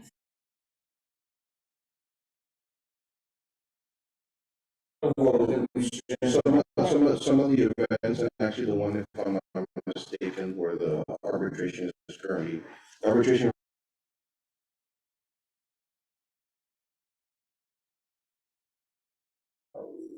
Those are the ones that we participate in are mostly all city-sponsored events, you know. Okay. That either a specific councilman in the area will ask us directly if we could help out. Okay. And in the past, it has been approved, it had been practice where it was being approved. The planting of the trees at North Central Park was a city-sponsored event. We got asked to a councilman, can we help out during this time? We sent people out there, city cleanups, certain cleanups. I know, Councilman Rodriguez in the south, because of the fact that we were out there, and actually I live in that area, we had no water for an extended amount of time compared to everybody else, where he couldn't get people to go deliver waters in the La Misiones area, Concord Hills. So we, our own time, went and helped them out. That was a city sponsor because it was city water, so. Okay. for the PPR, because for example, on those, we had city spots where we were doing water, he wanted to do it on his own. Mhm. I'm not to do that. Because in reality, at that time during Las Misiones, the people of Las Misiones weren't getting water. Now, they were being parked there, but by the time that those residents were coming back home, that water was already out. Because people around town, since there was no water, were going from location to location to location. So he needed to hit his constituents where, to identify specifically, this area has not gotten water. They were getting those types of complaints. You know, I know for a fact because in my area where I was at, my house didn't receive any water. We'd get in line by the time we get there, and I was 3 blocks away. Because you're being parked on, Concord Hills, right in front of the park. I live 2.5 blocks away, I couldn't get water. The elderly that live in that area.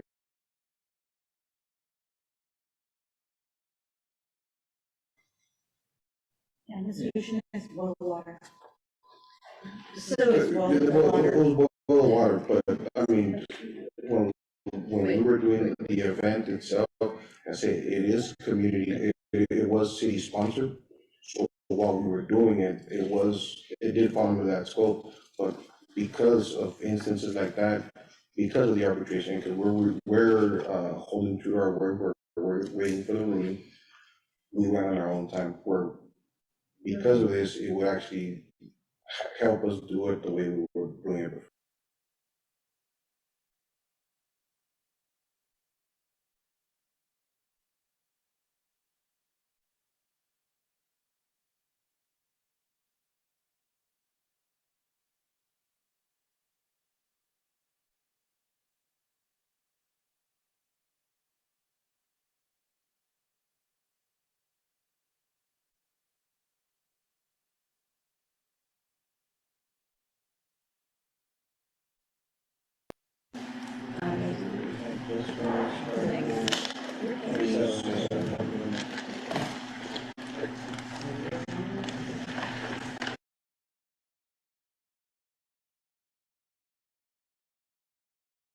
oh, we just finished 27. Very well.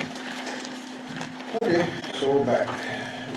Next article we have on hand, Article 31, disciplinary action.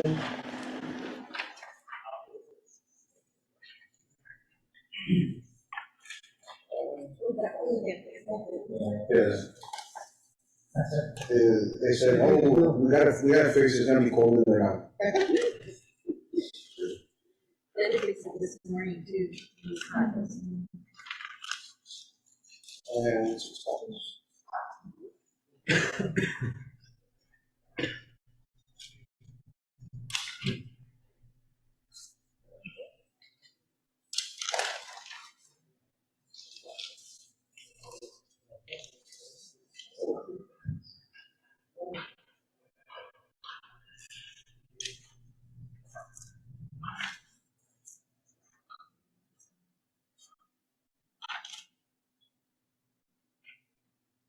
on Article 31,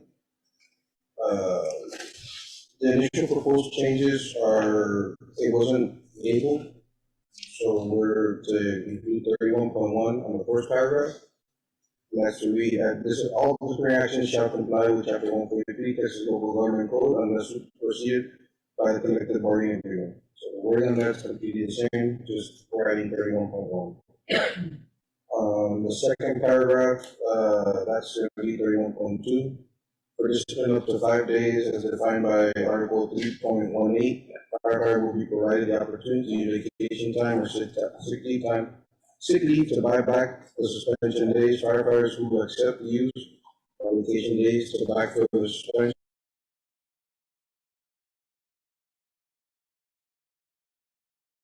hearing December under 143.053 of the TLGC. That still reads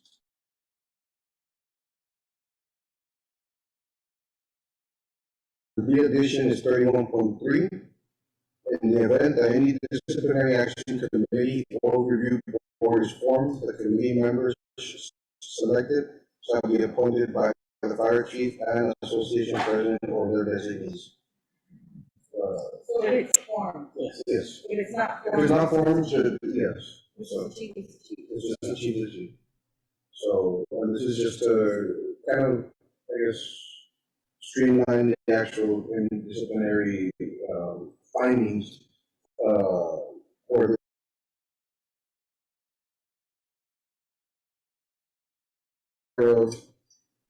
to be included into the fact-finding commission. So we don't have a committee right now. No. So are you contemplating forming one or? I guess there have been talks about people being asked if they were ever being included into a committee. So I mean, the talks have been there. This is just in case it is ever implemented for us to have our. And every time that there is an issue, a disciplinary issue, it could be in these committee members all the time, or it's the same committee members for like for a year or? That depends on the, I guess, the president and the actually what they do. Like we said, there's no committee right now, but in the event that there is one created, then we have And are you talking about a committee that would be formed outside of the chain of command in the fire department? Yeah, and this is more, I guess, for the fact-finding, All they do is give, the idea is that if there is a committee, that it's selected fairly and as non-biased as possible. I have another question. And, Wait, and that they give the recommendation to the fire chief on what their findings was, their own peer like recommendation. a peer, and that's why I'm And- asking, And the fire chief would ultimately still be the deciding factor where the suspension or the disciplinary action is.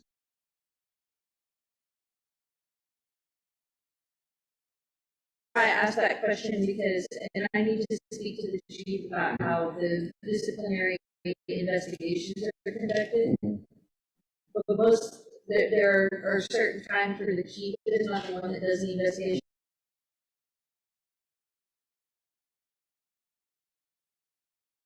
If he says, okay, I want, these two assistant chiefs or the deputy chief or somebody to be in charge of this investigation, are you asking that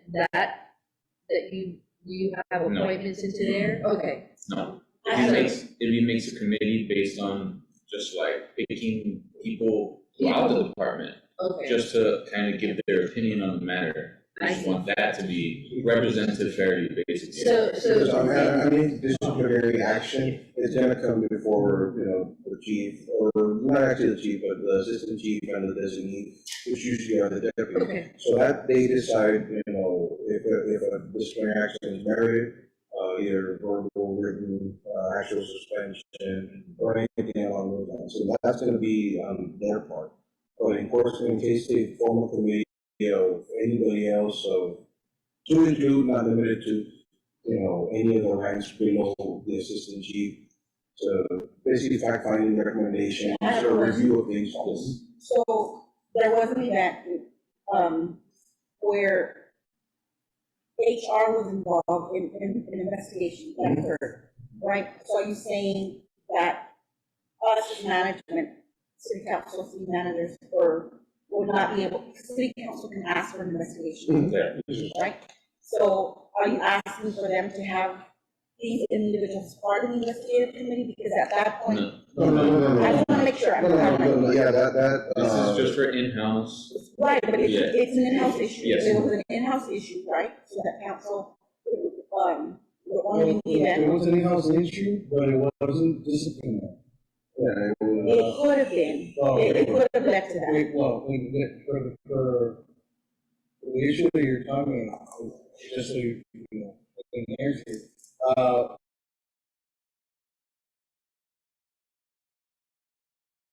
yes, right? So what we're saying is, in the event that the fire chief creates a disciplinary action over here, That is Outside of the ranks. not just in the chain The of city command. council and city managers could create an investigation. Yes. And you don't have to be part of we don't have it. to say something. Yes, that's a totally This is not different impeding the process. rights of management. This is just, it was an in-house issue, but the investigation was triggered from outside of the department. So we're just basically stating that It is an in-house. in-house, specifically in-house, if it's triggered by the city because for any reasons of legal, So what if the chief does not want to do that? What if he wants to say, I want HR to handle it? Or the next round.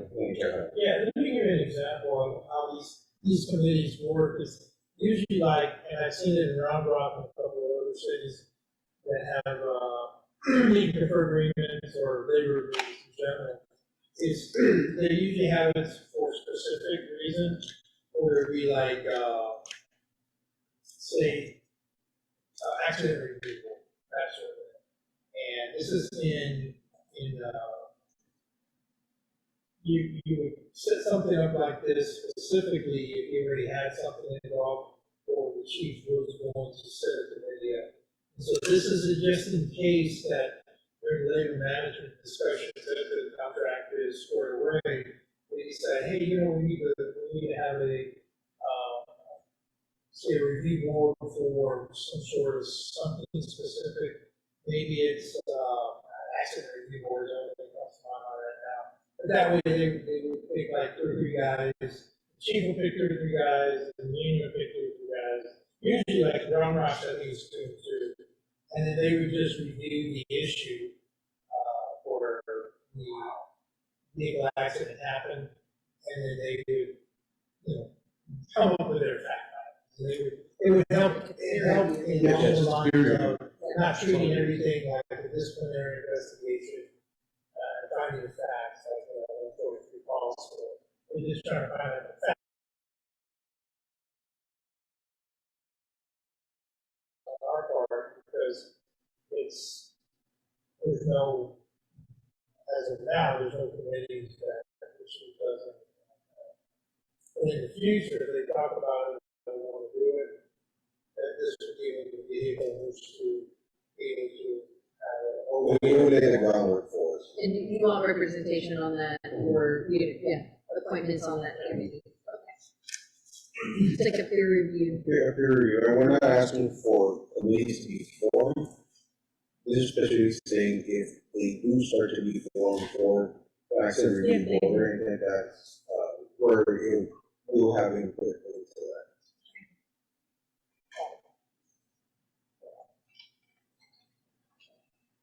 Any other questions on Article 31? Next up will be Article 41.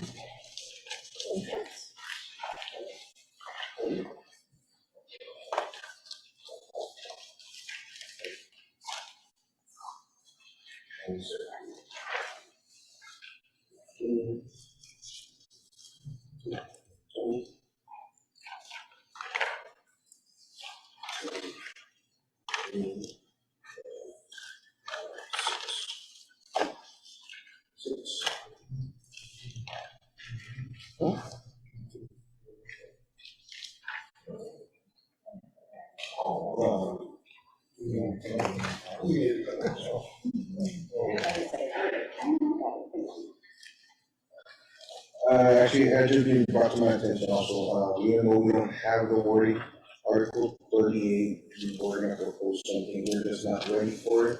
Oh, okay. And that's under arbitration.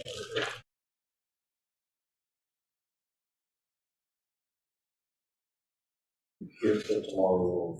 Okay, yeah.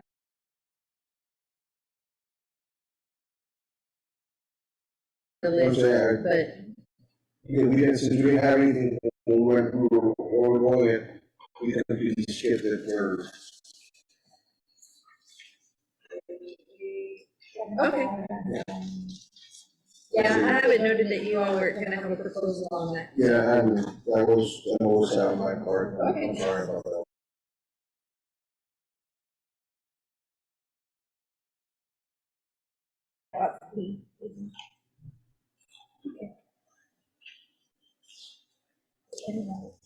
Okay, Article 41, this is the article for the random drug, and alcohol testing. The proposed change we have is on the third page of it, which would be Article 41. 41.2, Section B. Right now, the way it reads is a selection of firefighters by computerized program which will be conducted on random dates. Our proposed change is to include, in accordance with Article 11.6, health and safety, which you refer back to 11.6, that's what we asked for business days. So it's just, that's the other article that was tied into it.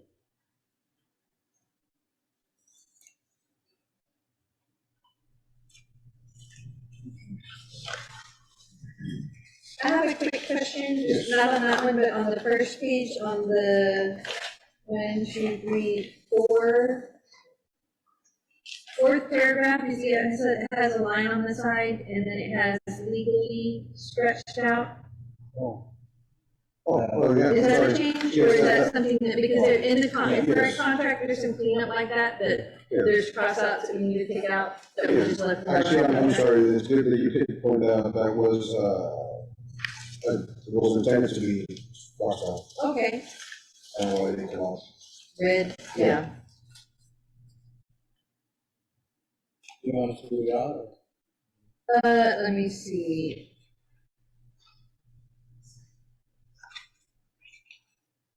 You wanna change it from legally prescribed drugs to illegally? Right now,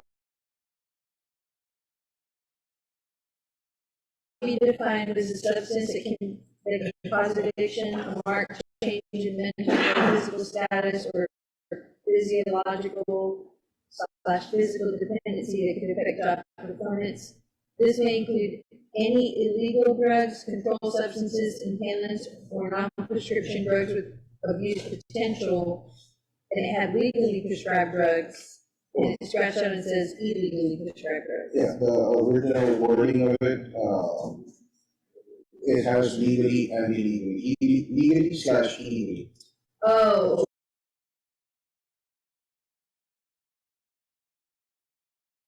Scratch out prescribed. I mean, it's prescribed, it's not legal. Well, there is, In the next sentence, it says illegal drugs and prescription drugs prescribed for someone other than. There's a definition. If someone other than- yeah, Oh, It's not a definition, it's more of a drug and alcohol policy, so we would have to read the definitions of that.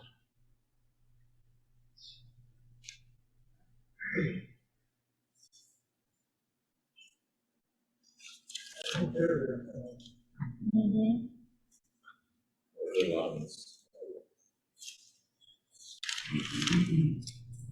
Yeah, because I think the way I read it was that drugs that were subject to the random drug and alcohol testing were drugs that can cause a marked change in mental or physical status or physical dependency that could affect job performance, and it would include legally and illegally prescribed drugs, right? That's what it read. So it'd be, even though somebody may have drugs, like a painkiller legally prescribed to them, they may, there's a potential for abuse that could affect job performance. So that's the way I had read it. And when we have foreseen that, the only thing we don't know how to address it, because if they are having pain medication, are they not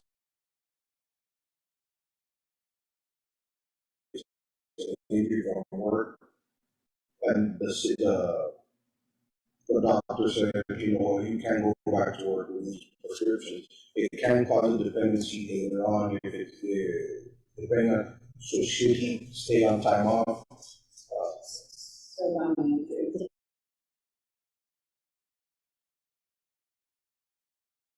So, and if there's an issue, that kind of at that point. The reason that it's in the policy is, I believe it's a definition in our ordinance right now. And the reason that it is there is because of there is a propensity to abuse even a prescribed medication. It become a narcotic that is being overused, or what have you. And the whole intent of this language is not to have somebody under overprescribed and do the job that they're supposed to do. That is the intent of that, so keep everybody safe. I need to go back and look at it. So that's And I guess this is more of a question instead of a proposal. Our random drug testing policy, the way it is right now, is it up to date to DOT standards? Because from what I've been advised before from other people, is that the DOT allows trace amounts now instead of being zero tolerance. So that's what I'm saying. Since I didn't have the specifics, is that drug testing, is the drug testing policy on pharmacy of Laredo up to date with the DOT standards?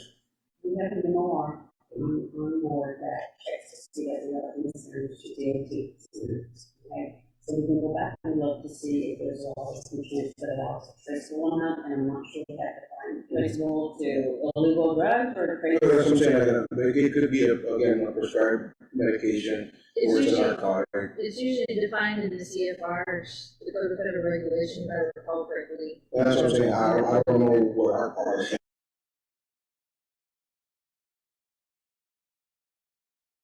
Refer to, you get clarification on that, and maybe add word into this for refers to that. So we have to figure out how the policy within the contract itself.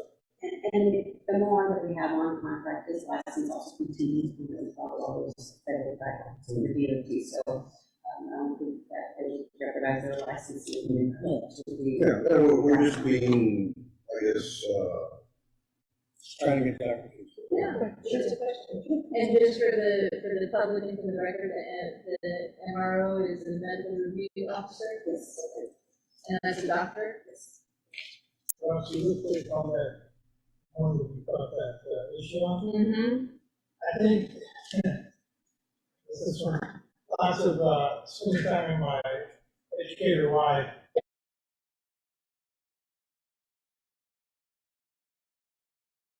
Says this may include any illegal drugs, controlled substance, inhalants, or non-prescription drugs with abuse potential, illegally prescribed drugs, period. And then it says the illegal drugs include prescription drugs prescribed for someone other than the employee. That's describing what the illegal portion of legally prescribed drugs is. That's what I think. So I think that whole That's a funny section in there is paragraph. kind of a weird, Yeah. that's why I was looking at it. It made sense once I looked at it or that. So are you saying you're gonna retract your request? I don't know if they crossed it out intentionally or not intentionally, but I think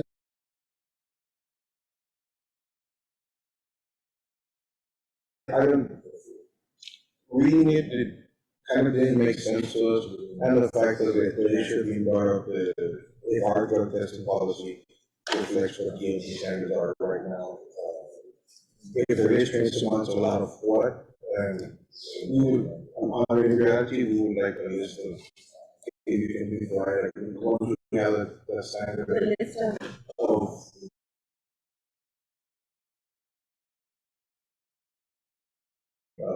so we know, like, hey, this is not covering this. Okay. Just a big clarification on that part. So I'll note this is, potential, we still need to discuss this paragraph. Yes. Okay. Yeah, those, I read 41.2B. Yeah. Any other questions on, for one? I think those are all the ones I have right now. Next up would be Article 42. Duration of the agreement.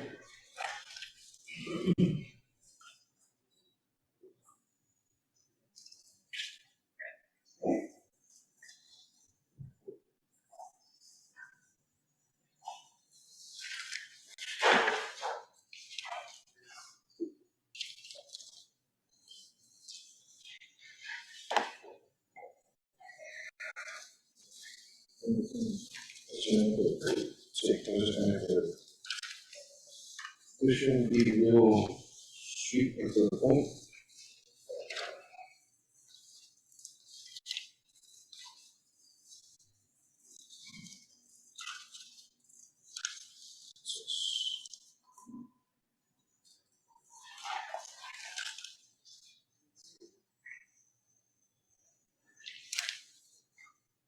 Article 42, duration of the agreement.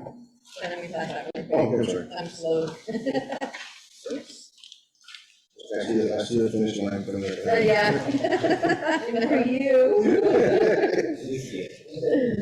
Article 42, duration of the agreement. Proposal effective, Article 42.1. This agreement shall be effective as of the date of passage by the city council and shall remain in full force and effect until September 30, 2022, or until superseded by a new agreement, whichever is later. The proposed change is just to strike right now 2022.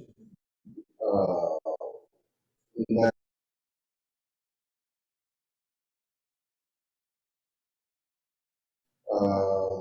basically the same thing on 42.2. This agreement shall be automatically renewed from year to year thereafter unless either party shall be notified, have notified the other in writing at least 150 days prior to September 30, 2022, that it desires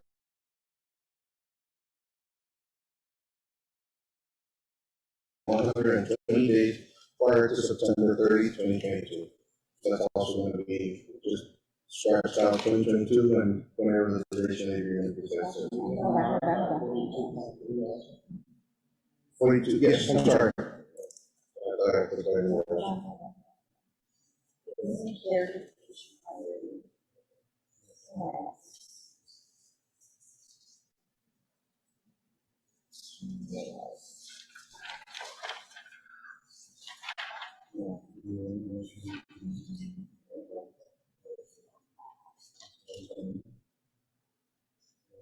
Oh, so the definitions of your agreement. Like, if you look at the definitions, it has, on the definition, Change of between agreement, it has the 2022 date. and the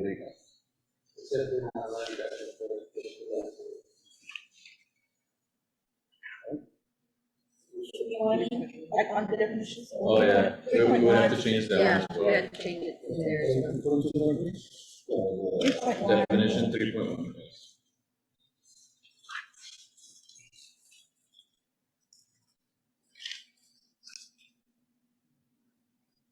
and another section.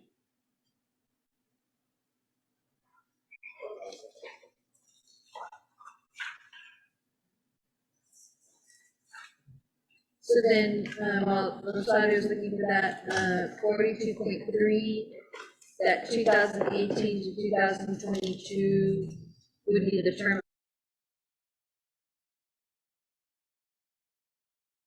Whatever the duration is. Okay.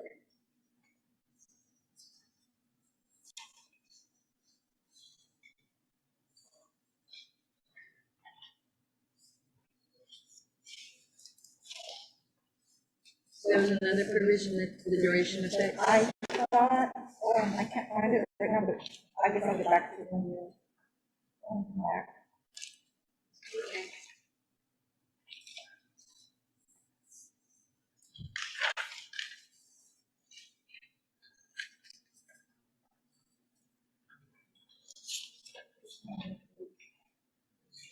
Yeah, we'll do it.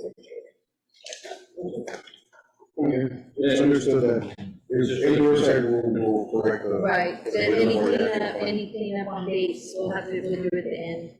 Make sure that we address all of those in the new contracts. Okay. Are there any other questions on 42?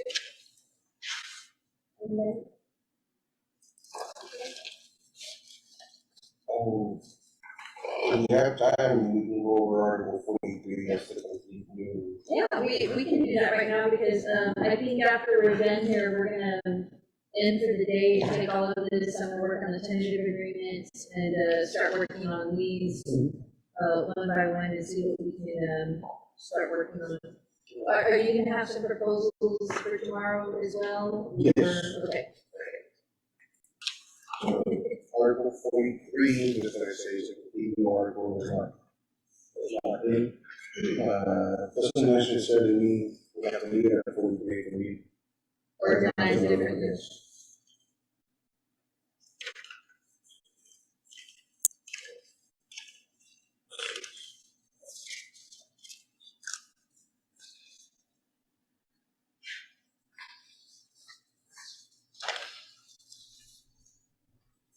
This is easy, it's all right. It's all right.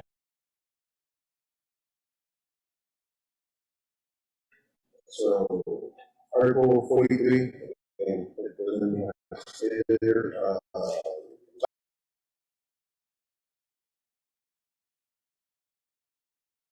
the firefighters having mental health issues, she will be allotted 120 hours for on-the-line personnel or 80 hours for administration personnel to receive evaluation and care for any mental health issues. In the event that the firefighter is diagnosed with post-traumatic stress disorder, PTSD, a workers' compensation claim will be filed in accordance with SEC Section 504.019 of the TLGC for said firefighter, and the proper protocol will be followed.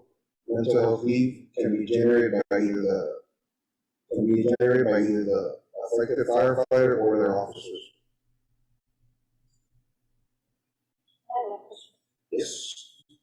Where were the 120 and the 80 hours direct?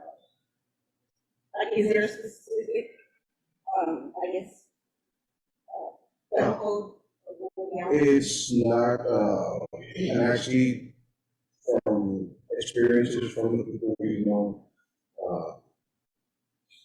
depending on when the diagnosis comes through, it's not entirely, most of the times, on the first initial visit. And it might take one or two visits to be diagnosed with PTSD, if they have that, or if it's another mental health issue that's not covered under 504. If it is covered, if it is related for PTSD, and it's covered in that section, beyond that, it's covered through workman's comp. If it's not, of course, no further leave is granted up until the diagnosis. So PTSD could be like, Under, workers' comp, there becomes a change to the state, and it is like, right, it's like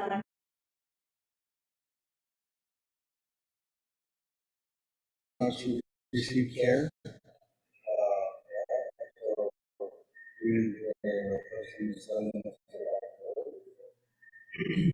Since it is referred to under a mental health claim, it's just like an injury.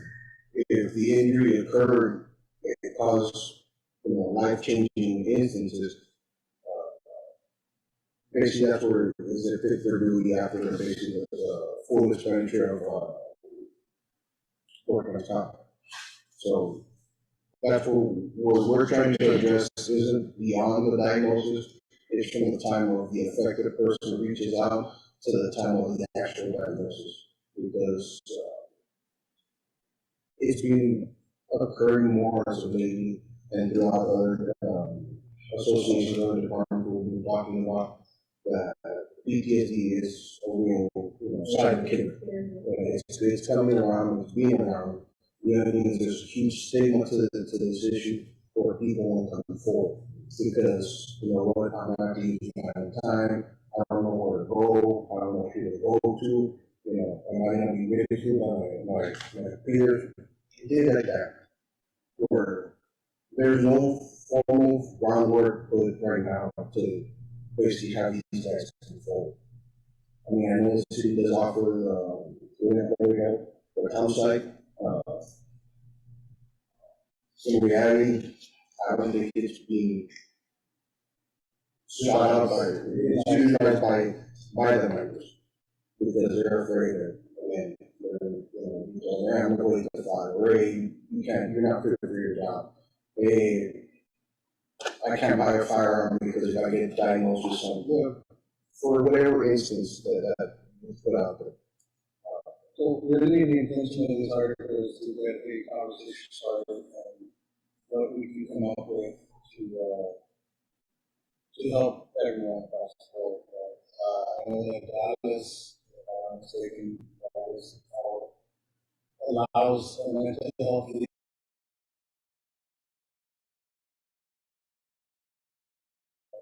This is a conversation starter to something that just doesn't affect.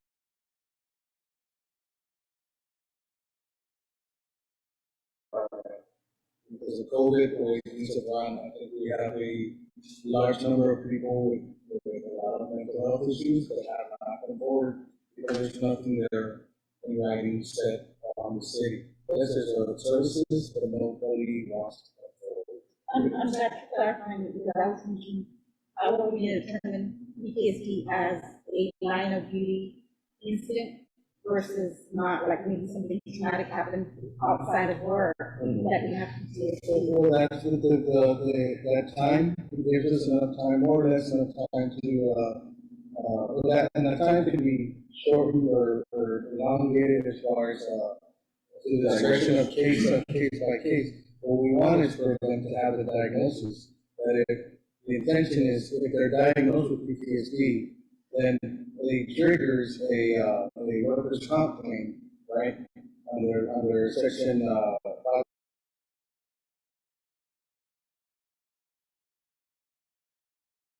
guess it's not, the cost comes out of workers' comp claim, right? Anytime, well, yeah, but anytime, it now has now there's a diagnosis to it, right? As said to, let's say it's not PTSD, it's anxiety, depression, something, which triggers other issues, right? But at least there's a diagnosis. I agree. Yeah. Very real, very real.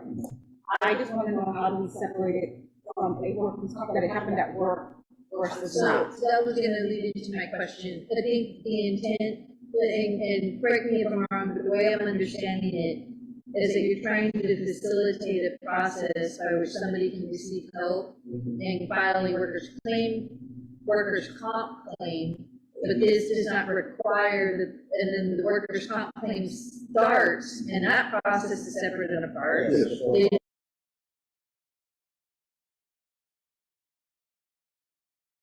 Under the workers' comp laws. So to answer your question, it's not a PTSD, it's let's say depression, for whatever reason, then the person seeks out help, at least start it now, but then seeks out help their own insurance, right? I mean, it doesn't really, they have to cover their own costs, right? But at least it gives them, time to determine whether, we need a diagnosis of PTSD or whatever, just because, like I said, the mental health issue is broad. It's not just post-traumatic stress. So just so you all know that there is a tremendous need for risk management and starting to see a trend where employees are coming forward. So now we're treating the workers' comp, we allow other third-party administrators to do an assessment, and we allow doctors and mental health experts to determine that factor in the employee.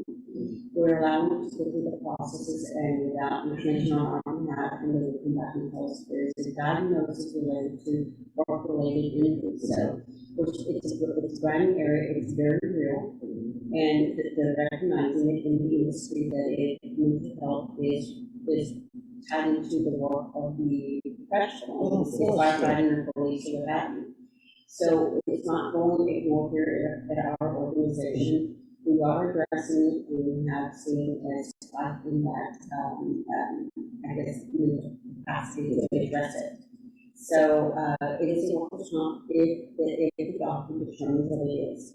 So we're not stepping in, we're allowing that process to go through. So the intention of the time allotted would be, within that time, the person doesn't have to come to court, seeking treatment or seeking that first diagnosis. Because the capacity that they're working at compared to other employees is something where it can fall in liability on the city to have as a department. So is it a leave of absence or you're asking for Paid time off. Daytime.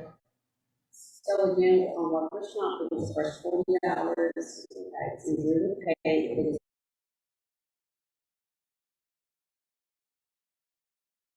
the firefighter, police officer. It's already there, what you're saying is it's already there, addressed. We already have email. And the instance about that is, again, if it's a work-related injury, your back, your knees, a neck injury, something like that. Well, this is a more of a silent injury where these guys are gonna show up to work. They're not, I'm gonna ask, are you okay? I'm all right.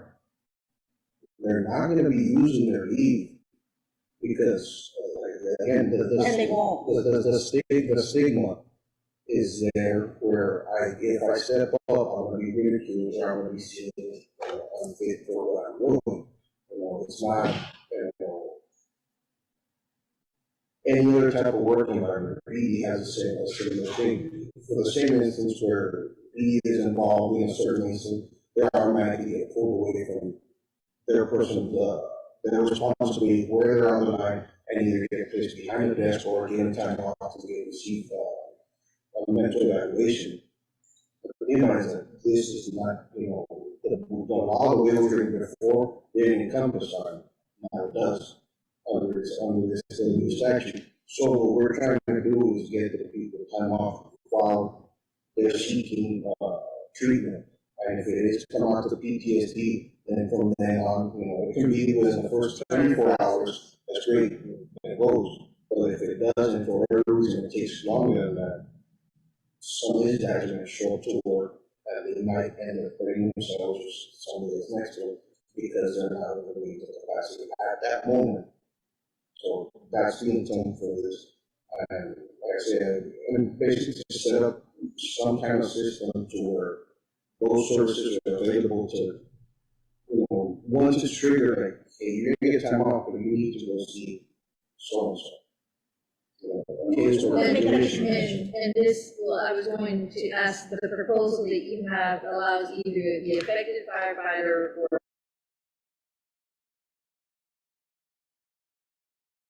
line of duty, any higher rank to make that call. As a captain, and basically as a crew, you tend to, observe your crew. Like, you guys are basically around, so you know something about. And if you don't get help, but if you need it, then you all start. Okay. Yeah, absolutely.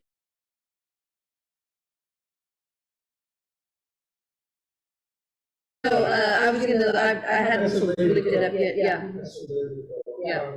And what I that need to is, look, I've read it, but I haven't read it in recently, and, I've had to read it. and so I need to read it in the context of what this is saying. Yeah, so going, kind of asking, answering some of the questions you had, the doctor who is the diagnosing doctor is the one that makes that determination. And the law basically states that it's either one or more instances when they were exposed to different things. Firefighting, like you're saying, being what it is, I mean,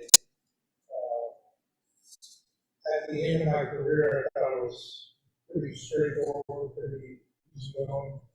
And there were some anger issues that were underneath, underlying. So when you go to counseling, you don't know what the other way.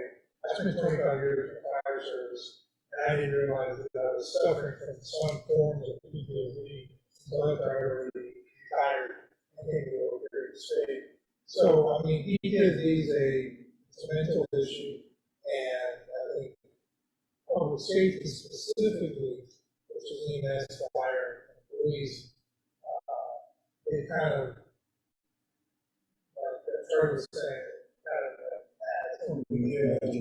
throw some dirt on it and move on down the road, and then even with, you guys have a or assistance program or something like that. So sometimes what we ended up doing in our city back in the 90s is incorporating the employee assistance program with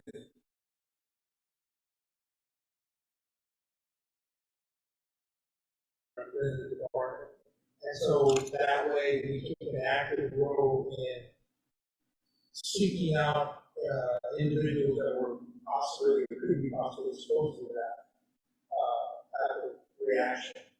And it was really interesting. Once you start doing it, once you start kind of peeling back the layers of this, issues, old guys that have been like 30 years on the job, and nothing, you think they're Iron Man, they start breaking down and all this stuff comes over that. So this is, I told the guys, I encourage them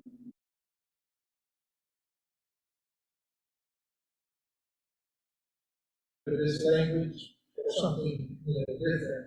It's a good conversation to have at the table and to finish up their days specifically because I don't know any city, I know one city, but I don't know any cities that would not.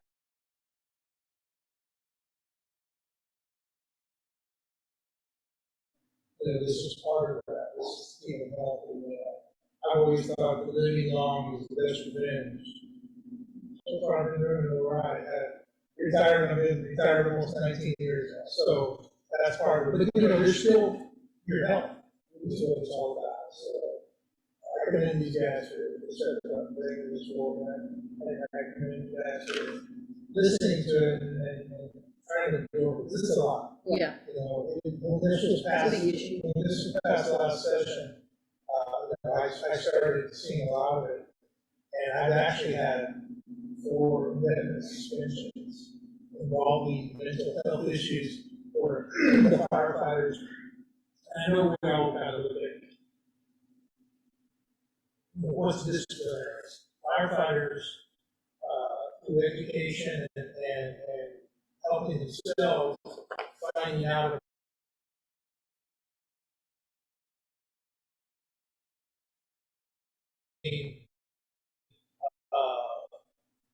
alcohol or something else as a coping mechanism to deal with some of the stress and the pain and the anxiety that goes along with it. So that's why this is a good conversation to have here. And we may not be coming up with some.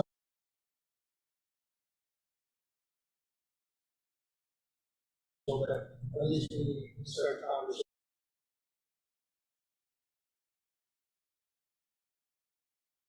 The discussion. I think it's extremely important. Just for the record, do you have the section of the labor code up, just so I can write it down and it's on the record? I will forward D. Or the whole. It's the whole section. But, It's right here. yeah, it's. Oh, here it is. Yeah, I think you put it as Texas labor or Texas. So it's not the local government No, code, no, no, it's the sorry. Texas labor code, okay. Sorry for that. It is one of those new things that we were lobbying for, and the legislature felt it important enough to put it as something issue. So long as we have the occupational diagnosis. We spent, that guy's had 3 years on the job, and an event that triggers it may be something as simple as an airplane crash, that, you know, somebody dies and things like that. So, Yeah. the mine's an interesting. And, So, yeah, and what you're trying to do is start the conversation to set up some sort of mechanism and help a process to help somebody dealing with these mental health issues in the fire department. you know, CISD team, they're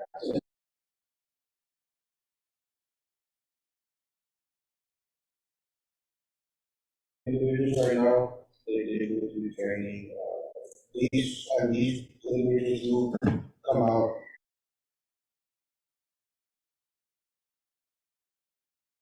Able to some type of traumatic event or some type of,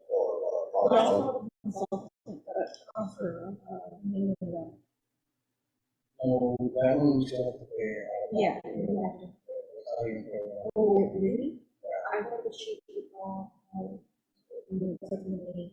just to know that it will trigger a mental health assessment, or is there defined accidents that will trigger that type of attention? What do you mean? Like, is there like an accident that, or how about people handle certain traumatic experiences the same in mind as well, do you know? So if So I it determines if that. I may, I guess, a personal standpoint, it's one certain call, that we're talking about, so one certain call can trigger, 20 years in life. So, 20 years of service, and I go to this one simple call, or not simple call, go to one call, and that goes over the edge. Right, without you even knowing that you had a problem. And now, after you start going to seek help, you start finding out that your family learned to live with you, going through these things, the anger issues, not tantrums, but the episode, anxiety episodes here and there, Christmas time, whatever. You start to learn that your family put up with a lot, right? So it doesn't, you can't basically pinpoint it to just one specific call, but it's just years of service. But it doesn't have to be 20 years. It could be 10, it could be 5, it could be 4, it could be 1. You know, you go through one certain stations that they go out a lot, and it just compiles. And there's always just that one where you never know when it's going to trigger it, right? So what this article is showing is basic intent is there's something that's triggered, the person,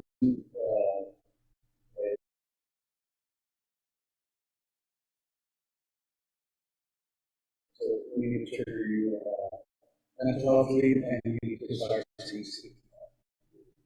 You know, the conversation needs to be had, right? And especially on the attestation level, you know, and guys need help. This is an important issue, and that's why, I mean, the nature of what you do in the field is you're the first responder, you're the ones that come to the emergencies. So we absolutely appreciate you bringing.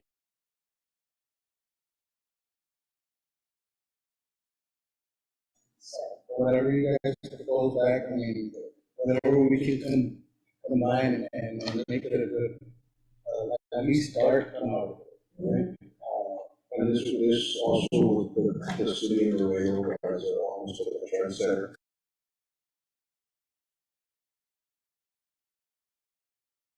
recently passed in this last session.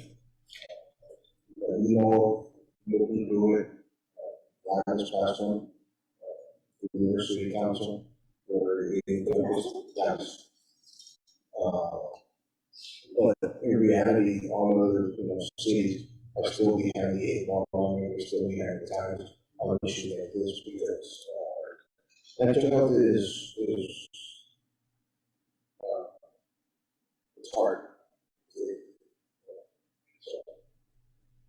You can't see it, it's not a broken bone, you know. Especially, our department has been through, not just, we have been through losses in the past few years, our members, right, so we're having to deal with that.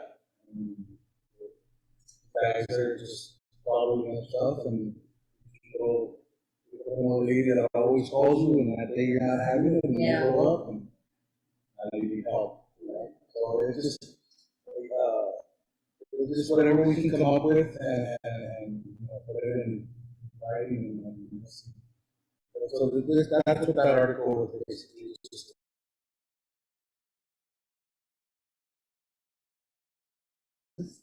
That as we work through it, we need to be able to, you know, as we address it and take these things into consideration, this may be a good one to put into a side committee to get feedback and, because you're the ones there, you know, you're the ones, your colleagues, your friends.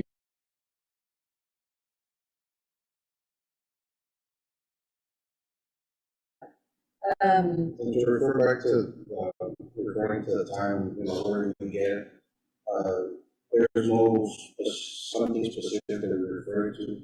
We just understood, especially, going through it, or things that I've done personally, or the diagnosis doesn't come, I'm seeing you in the first time. It's not simple as I get your blood work and you have high blood pressure, you have high cholesterol. It takes time. Sometimes it's more obvious and the reaction or the diagnosis comes down immediate. Other times it's more getting back to later, getting deep into it, or what's the root cause of it, this and that. So, I mean, the number we do in there, like, okay, and all this session where it's taken is 2 weeks. So, for our duty hours in a 2-week period will reflect, depending on how it lands at that one time, it's anywhere from 104, yes, 104 to 120. So that's how many shifts is that? Yes.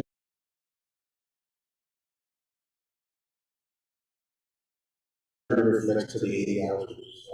Well, the matter with the one that would say, 1 week sleep, as a collective work, or does it become a supervisor? He would be able to trigger, if at the moment he reports to his supervisor.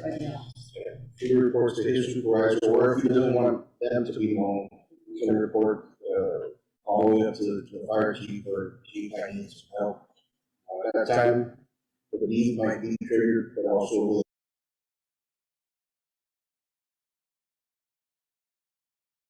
That's a very good point to say, because what if you see it, so they can go home, with your evaluation. But then after that, what if it says no, what if it refuses, what happens? That would be something we can,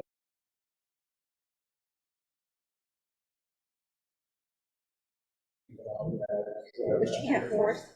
no, I mean, There's a lot of other things that could be implicated, like fitness for duty, or, there's some other processes, there's a lot of other factors we need to look at that are affected by this. Because there's a lot of things in place, yes. but there, you know, there's It's different not as simple as processes. just the wording of. And you're proposing something to do with specifically mental health, to have a pathway to all those processes. Or maybe people saying, you know what, we're gonna give you your hours, you're gonna sleep out. On your own, that would be a solution, right? and the city side. We want them to make sure that they get the Like I help, said, to right? protect the city as far as you're allowing these hours, yeah, if he doesn't seek help, you're gonna have to use That's your the leave. consequence. But reality, we're hoping, Forces them to get the help, what we're hoping is that they actually seek that. right? There was also mention of, I don't know if it was used, but mentioned that it's, a lifetime thing. It can be, but I know a lot of,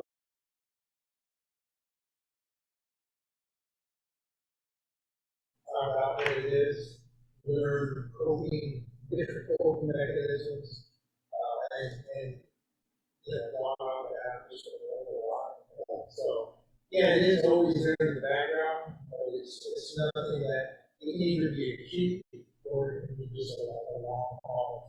Triggers that you find and then. Yeah, certain thing, and you like Phil was saying, you don't really know what does, I mean, I something as easy as. I was at like Academy. something somebody.